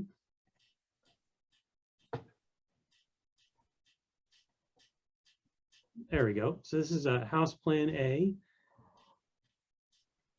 And the general idea of house plan A, I can also, let me turn on the current state house lines. Current state house lines are in black as outlines. And what we have in north central New Mexico are house districts 40 and 70, with 40, this little black line crossing the Sangre de Cristos over into Espanola and down into Pecos in San Miguel County. And then 70 sits right below it with Las Vegas and down into Torrance County. And one of the comments we heard was, well, you know, that's a really large district. District 40 is a tough one to represent. You're going from Espanola to Mora to north of Las Vegas, and then you have to go down I-25 and up around back into Pecos. And so why couldn't, what are the chances of creating a district or districts that don't cross the Sangre de Cristos? And so this is an attempt to do that. And in addition, to actually move one of the districts from the north central part of New Mexico into the Albuquerque area. And so let me turn the numbering back on, turn off the state. So you'll notice that District 40 is still here in central New Mexico, north central New Mexico, and 70 is not. And so what we did was we ended up moving 70 into Rio Rancho, and lo and behold, you can see it, the little label in Rio Rancho. What this also ended up doing with respect to, you had two districts that kind of settled in this area around the 40 number. And when you removed one, that you kind of had to eat up the pieces of 70 by other districts. So you could do that by using 40 to take part of 70, 50, remember 70 went into Torrance County, now 50 can go into Torrance County and take some of what 70 used to have. 67, I'll turn the house bound current again. So 67 used to follow the black line. Now 67 can take the rest of Colfax County. And so because of that, 67 before actually went around Clovis and into Portales. So one of the, I'm gonna say benefits of taking 70 and moving it to Rio Rancho is it allows other districts to, say examples 67, to pull out of Portales and become a northeastern New Mexico district from Raton to Clayton and down into northern Curry County without having to go around Clovis and into Portales. So that's one, I guess, facet of this plan that's interesting. And so that's a nice 67, 41 and 42 stay on so they never did cross Sangre de Cristos. 40 does go across Sangre de Cristos a little bit, mainly because 42 is too big. But this little precinct in here is Sipapu. And so it's a string of communities between Mora and Taos, essentially, or the Pickers Pueblo, which you could argue could go together in a single district. So that was one interesting thing. So it does cross the Sangres a little bit, but not going as far into Espanola as it used to do. District 50, other benefit in this particular scenario is District 50 used to go into Valencia County a lot. And now, with 70 not in the area, District 50 is able to come out of Valencia County and now takes all of Torrance County. So 50 becomes a southern Santa Fe, Los Campanas, not Los Campanas, El Dorado, Lamy, Galisteo, Madrid, Torrance County, Morari type districts. In terms of Rio Rancho on the west side, we have some fairly compact districts in Rio Rancho. Rio Rancho itself does extend up to Highway 550, it's Enchanted Hills. And so House 70 is a nice district between Adalia going up to the southern part of Enchanted Hills and down 528 or Rio Rancho Boulevard. And you have a nice Corrales district, another southeast Rio Rancho district. What used to be in Corrales was House 23. By putting a District 70 in Rio Rancho, that allowed District 23 to, this used to be 23 going into Corrales. And it kind of scooted around along the river, down along Coors. Well, now what we can do, instead of having this long squiggle for District 23, is to have a really nice compact district on the north side of Coors, both sides of Coors, up to 528, going up to Intel. And this is a nice boundary along the county line. So we're able to create some really nice compact districts within Rio Rancho and the west side. If we just stay in Albuquerque, the comments we heard about International District, every house plan has a House District 19 that encompasses all of the International District. And prior to this, the International District was split between 21 and 19. So when you take 19 and just make it International District, it does have impacts on the other districts around it. For example, it pushes 21 to the east and to the north a little bit, and pushes 18 to the west. We did follow the Rio Grande all the way down from the county line in Corrales, really all the way down past Bridge. So we did take that input into account, and no districts crossed the river down to Bridge. Some nice compact districts on the west side, all the way down. District 26 used to cross the I-40 a little bit more, now crosses it just a little bit less than 14, 12, and 10. 10 still crosses the river east to west. Another, I guess, aspect of this plan is in the east on the house side. Let me throw on the districts here. So in Eddy County, this District 54 went all the way out to Cloudcroft. Because of the growth in southeastern New Mexico, Eddy County actually has enough population for 2 full districts to be nested inside of Eddy County. And so you can see that if I put the current boundaries back on again, really what we did is we just took the current boundary between 54 and 55, essentially left it the same, and just removed that part of 54, which extended into Otero County. So 54 no longer goes into Otero County. Those 2 districts stay within Eddy. So that's a really nice thing for Eddy County. So we tried to take into account that sort of input. And the rest of the southeast, the districts stayed relatively the same. Very little change. It's kind of a status quo plan, except for House 70 moving to Albuquerque.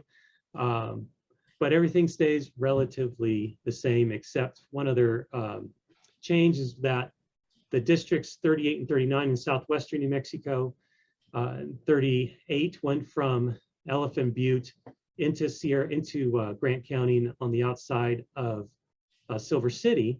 And the Silver City District 39 went all the way into Las Cruces. And so we decided, well, there was comment about Silver City. Why can't we put Silver City into its own district? And so in this particular plan, that's what we did. We took 39, made it a Grant County Silver City district with 1 precinct from Sierra. And instead of 39 going into Las Cruces, 38 goes into Las Cruces instead, and keeps Hatch in 1 district, goes down into Picacho Hills and Las Cruces. Districts in Las Cruces stay relatively compact. Chaparral is intact. Anthony goes up into Las Cruces along the valley, Sunland Park with Mesilla. In the northwestern part of the state, the challenge with the Northwest with respect to the population loss in that area is that when you look at the current boundaries and you look at how much population is needed for the districts in the northwest part of the state, Northwest districts, 65, 69, 1, 2, 3, 4, and 5, 6, and 9, as a group, they require 7,000 additional people just to be able to get them to pick up the population they need. And when you look at the current boundaries of this group of districts, there aren't any other Native American precincts to add into this region. And so you end up having to pull in non-Native American precincts into some Native American districts. And so the challenge is how do we create majority voting age population Native American districts that at the very least are hopefully at least 60-65% Native American. And it is a challenge because we're pulling in non-Native American population. But districts 4, 5, 6, and 9 and 69 are all above 60% voting age pop Native American, and 65 is in the mid 50s. So that becomes more of an influenced Native American district. Districts 1, 2, and 3 in Farmington stay close to the same, just had to expand the boundaries to account for population loss in that area, and they just all had to expand and get bigger. And within Albuquerque, once again, relatively status quo, not too many changes except for some of the areas, like I said, 19 and impacted the districts in the I guess, gateway area of Albuquerque. So that's Plan B. We have within the state still 6 voting age Native American districts with 5 over 60 and 26 voting age Hispanic districts versus the 24 according to the 2020 census that we have in today's districts, the current districts. So that's Plan A for the House. This is Plan B.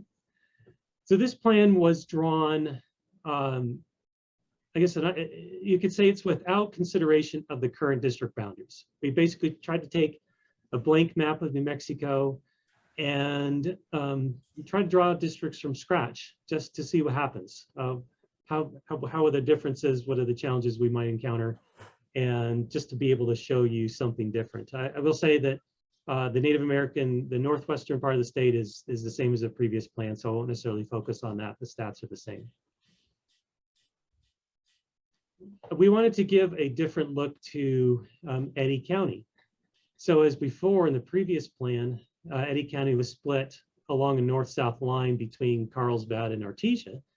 In this case, we thought, well, it would be interesting. What would happen if we drew a district in the southern part of Eddy, which is with Carlsbad as its base, and and then we drew as a result a northern Eddy County district, and this is the result. So you have Artesia as the center of 54, and Carlsbad as the center of 55. 55 is become, oops, excuse me, 1 second, 54, 55. 55 is at about 52% adult Hispanic. So that's a different look to Eddy County.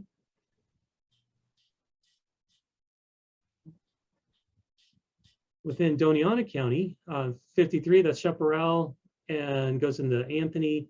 There'll be a nice Santa Teresa, Sunland Park districts, nice compact districts within Las Cruces.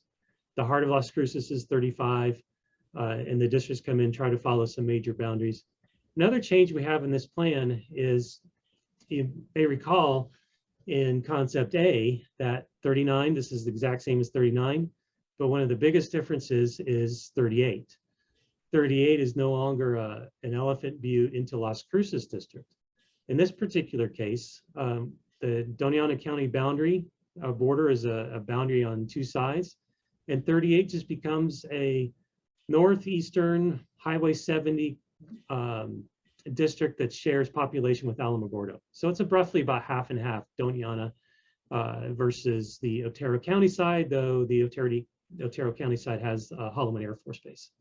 So 38 did shift to a Las Cruces or a Doñana Otero County district. 49 used to go into Valencia County. Now 38 is not in Eltham Butte anymore, so 39 becomes a nice Sierra County, Catherine, Crow County district with one little precinct in southern Valencia County near Bosque, and that just needed it to get population. But it's a pretty compact district. It's large in geographic size, but the outer boundaries look pretty good, so it's compact. And other big change is, again, between 40, 70, and 50. In the previous plan, 40 stayed as a Mora you know, San Miguel County or Mora-based district. This one is a Mora Las Vegas district, does not cross the Sangre de Cristos at all, follows the Mora County line, and ends at southern San Miguel County, kind of the San Miguel southwestern boot heel. 40, instead of being based up around Mora, shifts to a Torrance, Valencia County, southern Valencia County, south part of Belen, into the East Mountains. So it's kind of a rural district centered in kind of Valencia, Torrance County. District 50 is a little bit different as well. So it's south of I-25, El Dorado, Lane, Galisteo, into Stanley, and Placitas. So 50 is Placitas, southern and kind of central Santa Fe County. The other interesting thing is we were able to create an I-40 kind of corridor district from the East Mountains through Edgewood to take in all of Moriarty. So this is something we hadn't really seen before. And we thought, well, that could be interesting to do. Let's see its impact on the districts. And it seemed to fit in pretty well.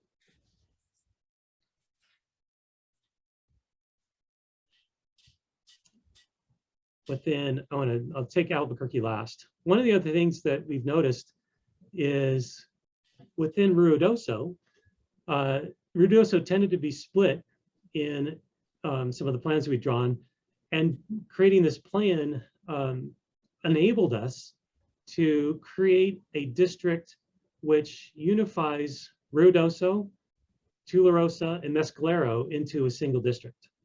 And so you're just following the Lincoln County line all the way around to Otero's County line and Tularosa, Mescalero, Ruidoso, Capitan, and so on. So it's a different look to this part of the state.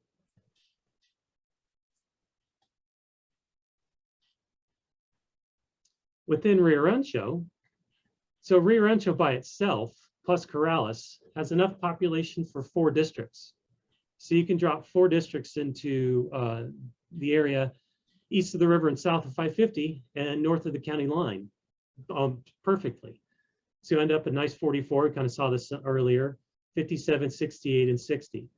Once again, 23 shifted from a Corrales kind of west side down to Montano district to a really compact district, does split Paradise Hills, but over to the river, roughly north of Paseo to the county line.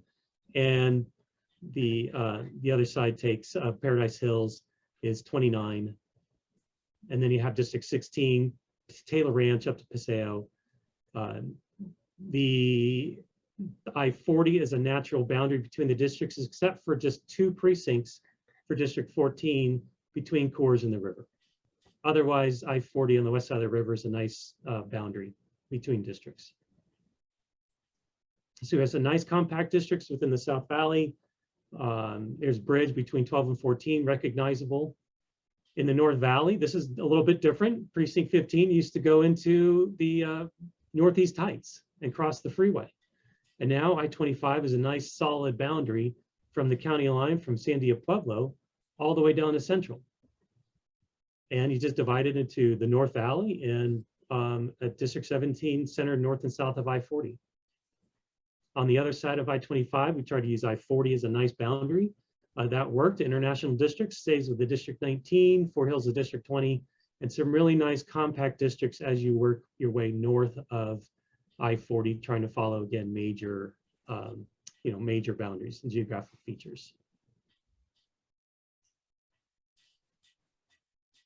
So this particular plan, we ended up with, again, the same Native American voting age districts, and then also 25 voting age Hispanic districts.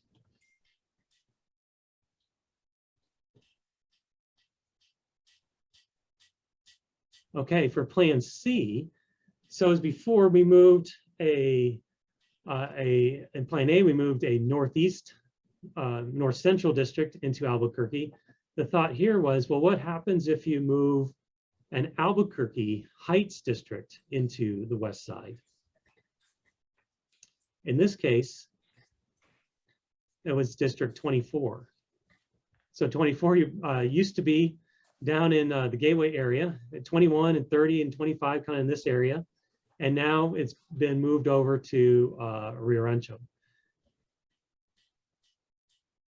And so 21 used to go down south of the I-40 a lot, and 21, 30, and 28, they all kind of, it took pieces of 24. So some of these districts kind of centered into and moved into the center part of Albuquerque, took pieces of 24, and 24 then re-emerged in Rio Rancho. What this also does is it keeps District 10 from crossing the river as much. And so 10 stays more on the east side of the river up to roughly central. District 15 is still North Valley, Northeast Heights District. Again, it's kind of pulling in, everything pulls in towards where 24 used to be. And 24, this is a different look to Rio Rancho a little bit than what we saw before. 68 can go into Rio Rancho, and it does take a couple districts, and this is more population related. One interesting thing is you could say, well, why couldn't a district emerge on the west side?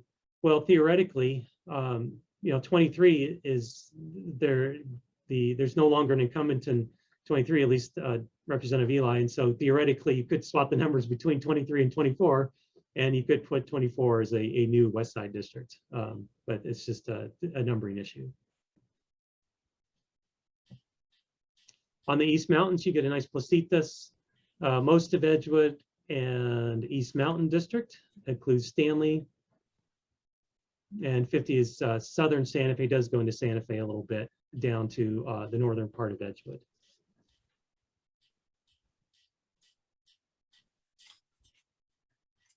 Let's go into Eddy County. Again, we're not trying to pick on Eddy County, but it's just interesting to see the different ways you can take the same geographic area and divide it in different ways. In this case, it's still a Carlsbad Center district, but takes more of Carlsbad than the previous plans. And the result is you end up with an Artesia Loving district that does wrap around Carlsbad.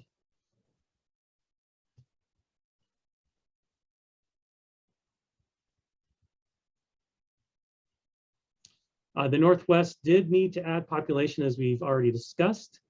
And so this is a different idea on what could happen with respect to the Northwest part of the state. Again, we'll wait to see what the Native American Working Group comes up with and compare it against this, and we'll just drop it in and see what happens. But in the previous plans, the Northwest took extra population from Sandoval County, from the mountain precincts and the Jemez and north of the Jemez. And in this particular case, instead of doing that, 65's boundary stays closer to what it is today. But the trade-off is that districts 69 and District 6, they are the ones who pick up population instead. So District 6 takes some population from northern Socorro County and from western Valencia on the west side of the freeway west of Belen, and also a precinct in Ketchum County, that's Pie Town. And so that's where the Northwest districts added their population. It also means that we were able to get 6 Native American districts greater than 60% voting age population. On the previous plans, we had, I think, 5 over 60% and 1 that was over 50. So that is a difference between this plan and the previous 2. This one is able to get 6 over 60% voting age Native American. Just as a side note, in terms of population, the west side has about 370,000 people, Rio Rancho west, and then down to Isleta, west of the river, is about 370,000 people. That's just over 12 districts. Okay, the final plan, Plan D. This is status quo-ish based.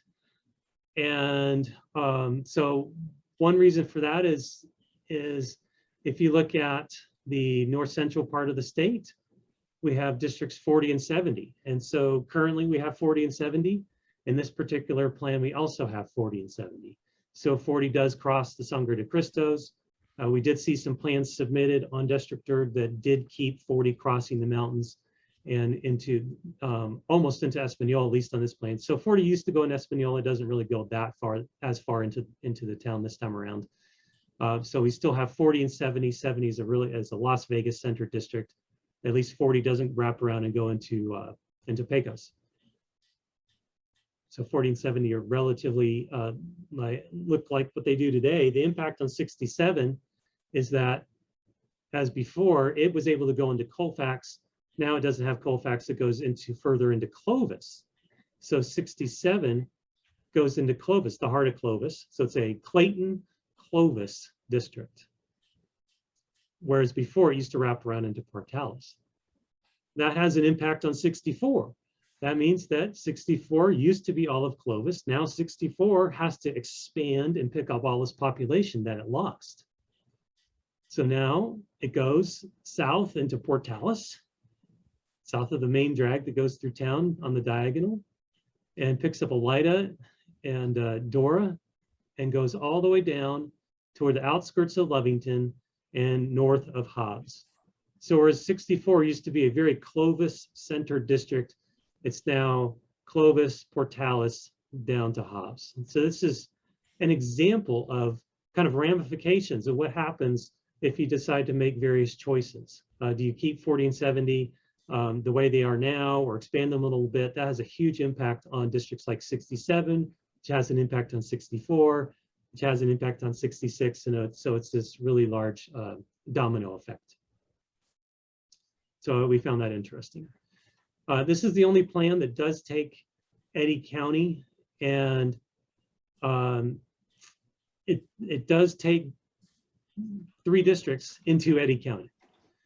We wanted to try something different with District 61, going from the Hispanic neighborhoods in Hobbs down into Loving, and to just see what would happen.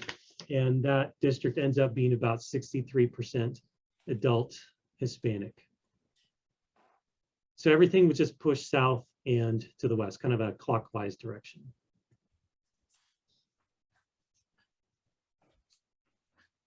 Okay.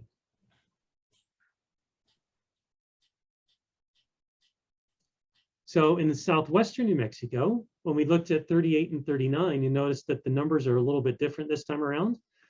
Grant County was divided between 38 and 39. In the previous plans, we chose to use District 39 as the number for this Grant County district. Because the current districts have Grant County divided between 38 and 39, we felt it was at least worth showing, well, geez, this district could just as easily be called 38. And 39 could be the one that goes from Elephant Butte into Las Cruces. So just as an illustrative example. In previous plans, we had Chaparral going into Anthony and staying out and not going further into Otero. In this particular plan, the Chaparral District 53 does go up towards Alamogordo a little bit more. And 52 is again a eastern Las Cruces into western Alamogordo district. I think I talked about 50. I think House 22 is interesting just because it's an East Mountain Torrance district. And Valencia County, House 49 is close to what you have today. In the previous plan, you'll remember House 49 did not go into Valencia County as much. In this plan, 49 reverts back to more of what it is today and has more of southern Valencia County. This plan also has about 27 adult Hispanic districts compared to the 24 that we have today. So I believe that's it. Hopefully relatively brief descriptions of the House, and welcome any questions. Thank you. Thank you, Michael. Questions from the committee? Michael, I have a question about last evening we received on district a map from the Center on Civic Policy. And I thought there were some real good qualities to that map. I have some concerns. One of the qualities was it seemed that for the Native American VAP, they did not go below 60%, whereas some of our proposals do go below that. I do have a concern about the deviations. I calculated it to be a little over 10% total, but I may have missed something in that calculation. Can you give us a bird's eye view on your thoughts about it, you or Brian? Well, thank you, Mr. Chair. That we haven't had much of a chance to look at it in much detail, but I think I can confirm what you mentioned about the deviations. And I think I calculated it the same or saw it as just over 10%. And one thing I do want to bring up, and I can bring up the plan now, is for those who were listening in or watching on Districtor, one thing that you can look at, and I think it's a little confusing, is you'll notice, hopefully in the bottom of the screen here, bottom right, so below the bars, you'll see the max population deviation. That's for any given single district. That's not the total population for the plan. So this is there is a single district that is 7.65%. It doesn't really say above or below. And I can't remember exactly where it is. I believe it's the 28339. All right, maybe it's this one. Yeah, well, this so how this House 55. 27936. Yeah. A little lower, Michael. There we go. 27936. There you go. That's the one. So if we look at the grade, so that deviation just shows you on the bottom right of the screen as whichever a district has that deviation. So if you look at the positive side, that's negative 7.65. And if you find the highest positive values, you'll have a deviation of greater than 10%. I think it's House District 50. Yeah, there. So this one is 3.14 plus the 7 point something. Now the other one is greater than 10% total deviation. So if anybody's looking at this, just understand that max population deviation is for a single district. It's not total population for the plan or total deviation for the plan. But yeah, we'll certainly take a look at what anybody else comes. Actually, it's somewhat similar in terms of how it takes a precinct or two out of Catron County. We took Pie Town. I think this takes Quemado. It says Red Hill, but so it takes an additional precinct out of Catron than I think the plan I showed last. And so it takes a similar strategy in terms of maybe some population from other parts. And it might also go into maybe Gallup or Farmington a little bit more with the Native American districts, but we'd have to take a closer look. The one other thing I want to mention is we did hear some comments about Chaco being a sacred location, sacred site. And so we tried to incorporate that, as did the Center for Civic Policy, into a Pueblo-based district. So really, it's, bird's eye level without having looked at anything else for the plan.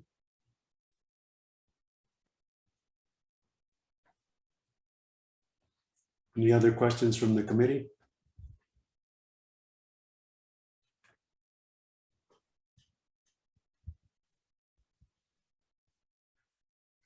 I would make a motion that we send the concepts A through D for the New Mexico House, along with the Center for Civic Policy, and issue those for public comment. Second. Any discussion? There being none, all those in favor signify by saying aye. Aye. Aye. Anybody opposed? Anybody abstain? Unanimous. Send us 4 House concepts plus the Center for Civic Policy concept for public comment. Okay, we're left with the most complicated district of all, the Public Education Commission. Brian or Michael? I think that's me again. Okay. So let's see here. I'll share the screen. You get all the fun stuff. You're right.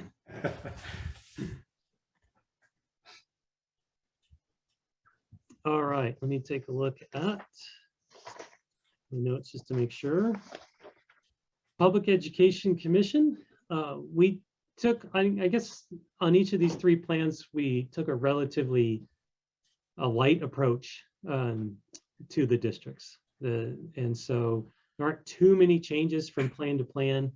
I'll try to keep comments brief again. We don't have the PEC outlines on here, but when we look at Plan A, It's, again, very, very status quo oriented. The difference between current and Plan A is that all of Doña Ana County was in District 7.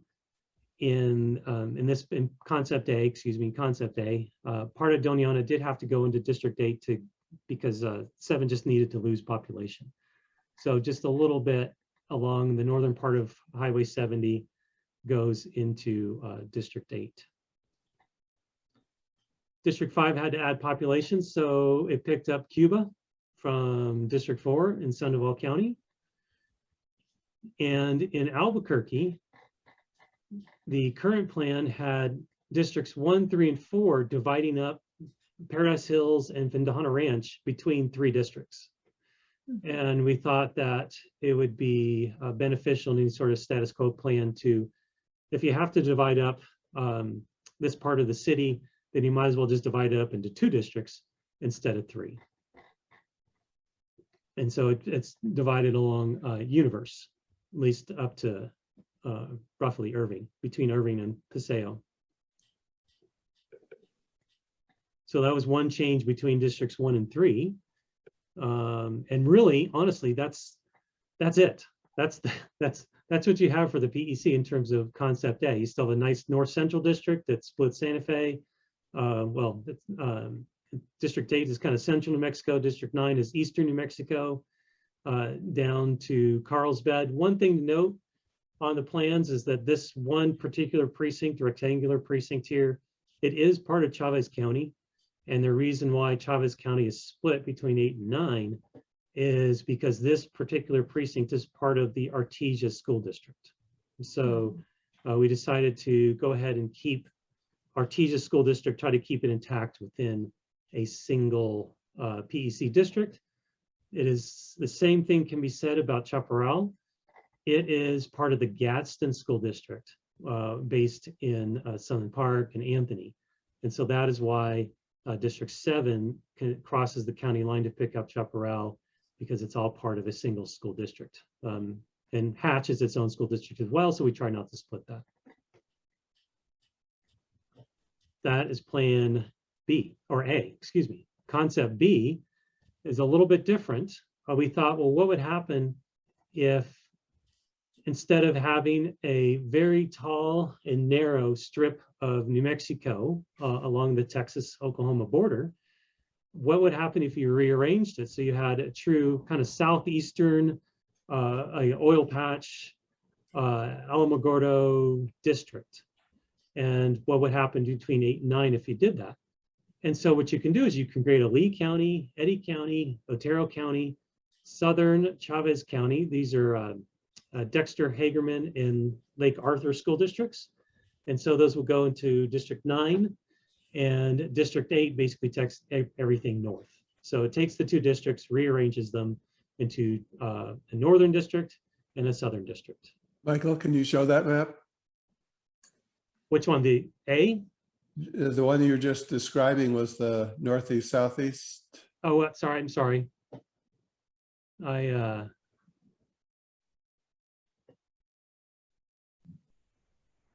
me double check something here. I may have accidentally closed the tab. Well, that's not it. Let me just go back here.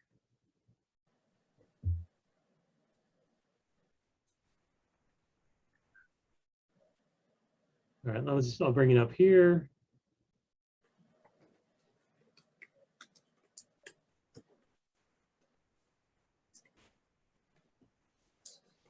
So this should be Plan B. If I guess, just clarification, could people see this earlier? No. Oh, We're seeing okay. A. Oh, I'm sorry. I clicked on the wrong tab. It's the dangers of screen sharing. Okay, so now that I'm back on track. Sorry about that.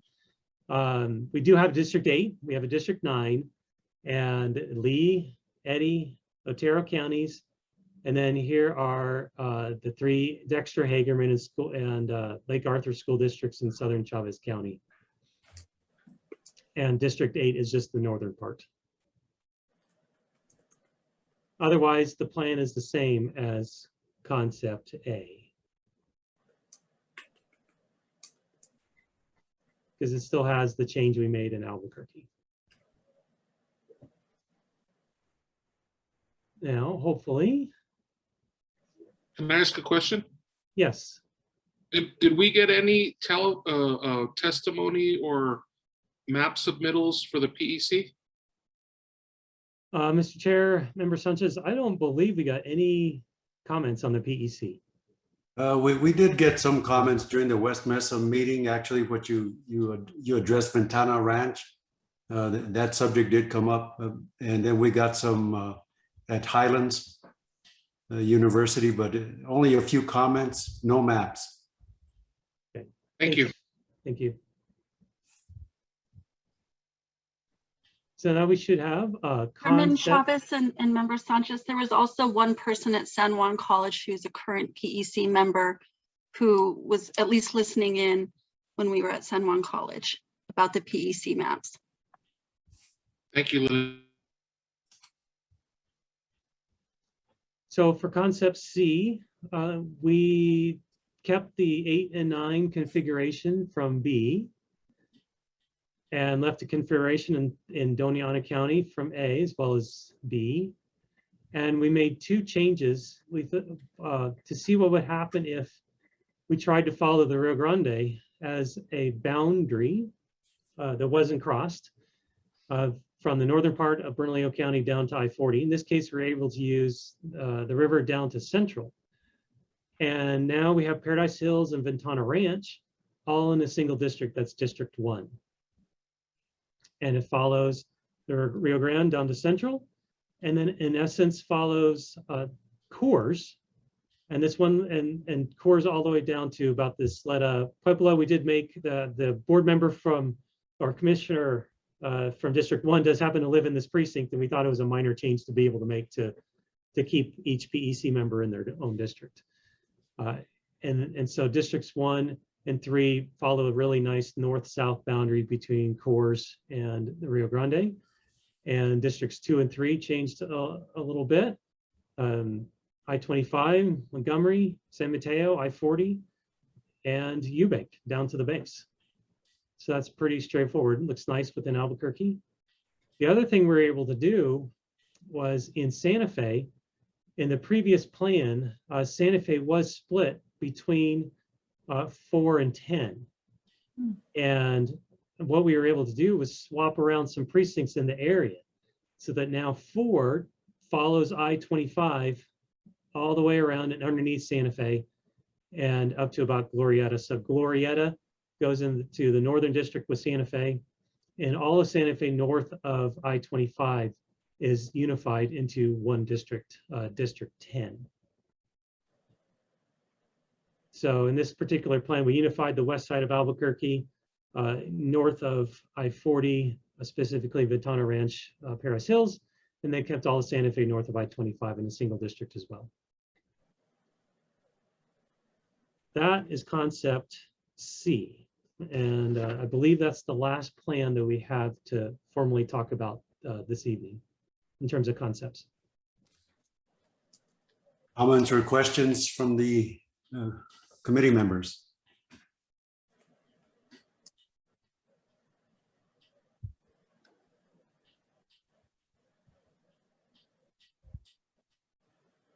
I move that we move concepts A through C for the Public Education Commission forward for public comment. A second.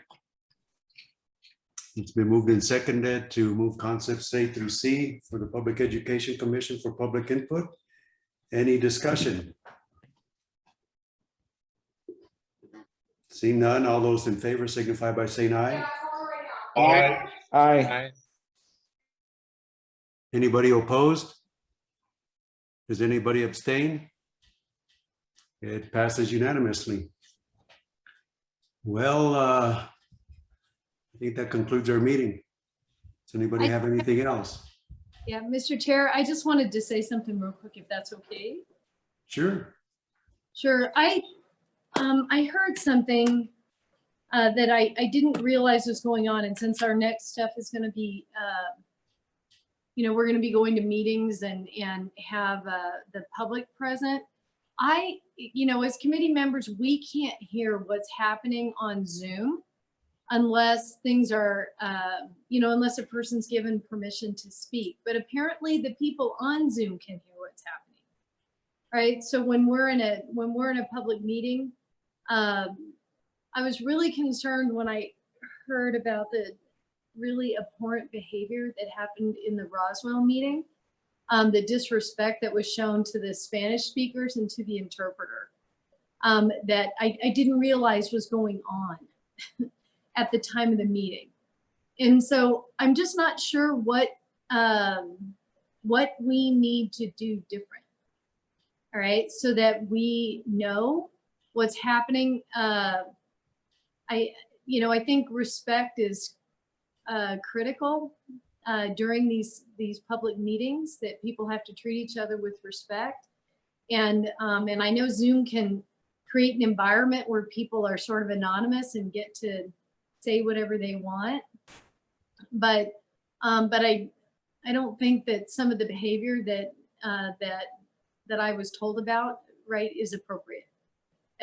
Badgering the translator, telling somebody if they've lived here for 20 years, they need to speak English. They're not entitled to a translator. I mean, have they not read the Constitution in New Mexico, which requires, all education also be taught in Spanish as well as English?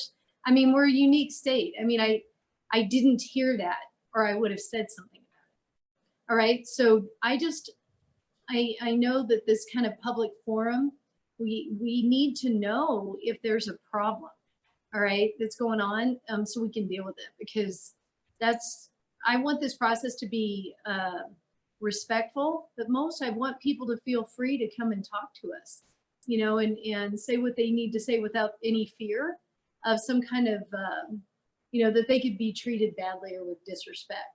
And so I just wanted to say this out loud, so that if the people that are monitoring the Zoom or who are on Zoom, if there's, if something's going on, I want to know about it.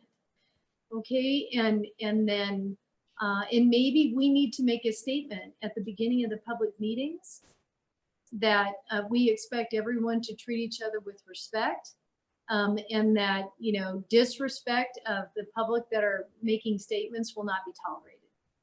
I mean, something has to happen like that. I mean, because we're going to go right back through this whole series of meetings, and I just wanted to make sure that as we go into that next meeting, that we do something about it. And there is an email from the Center for Civic Policy by Oriana Sandoval that addresses the concerns you just raised, Ms. Curtis. And I think I think you're right, and we need to take some time thinking about that. And I really appreciate you raising that right now.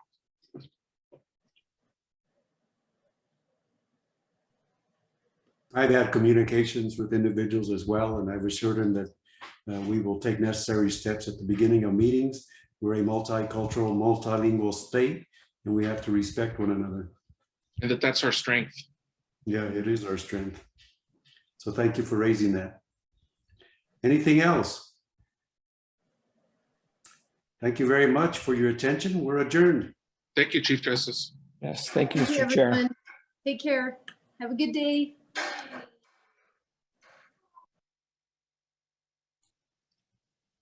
Adios.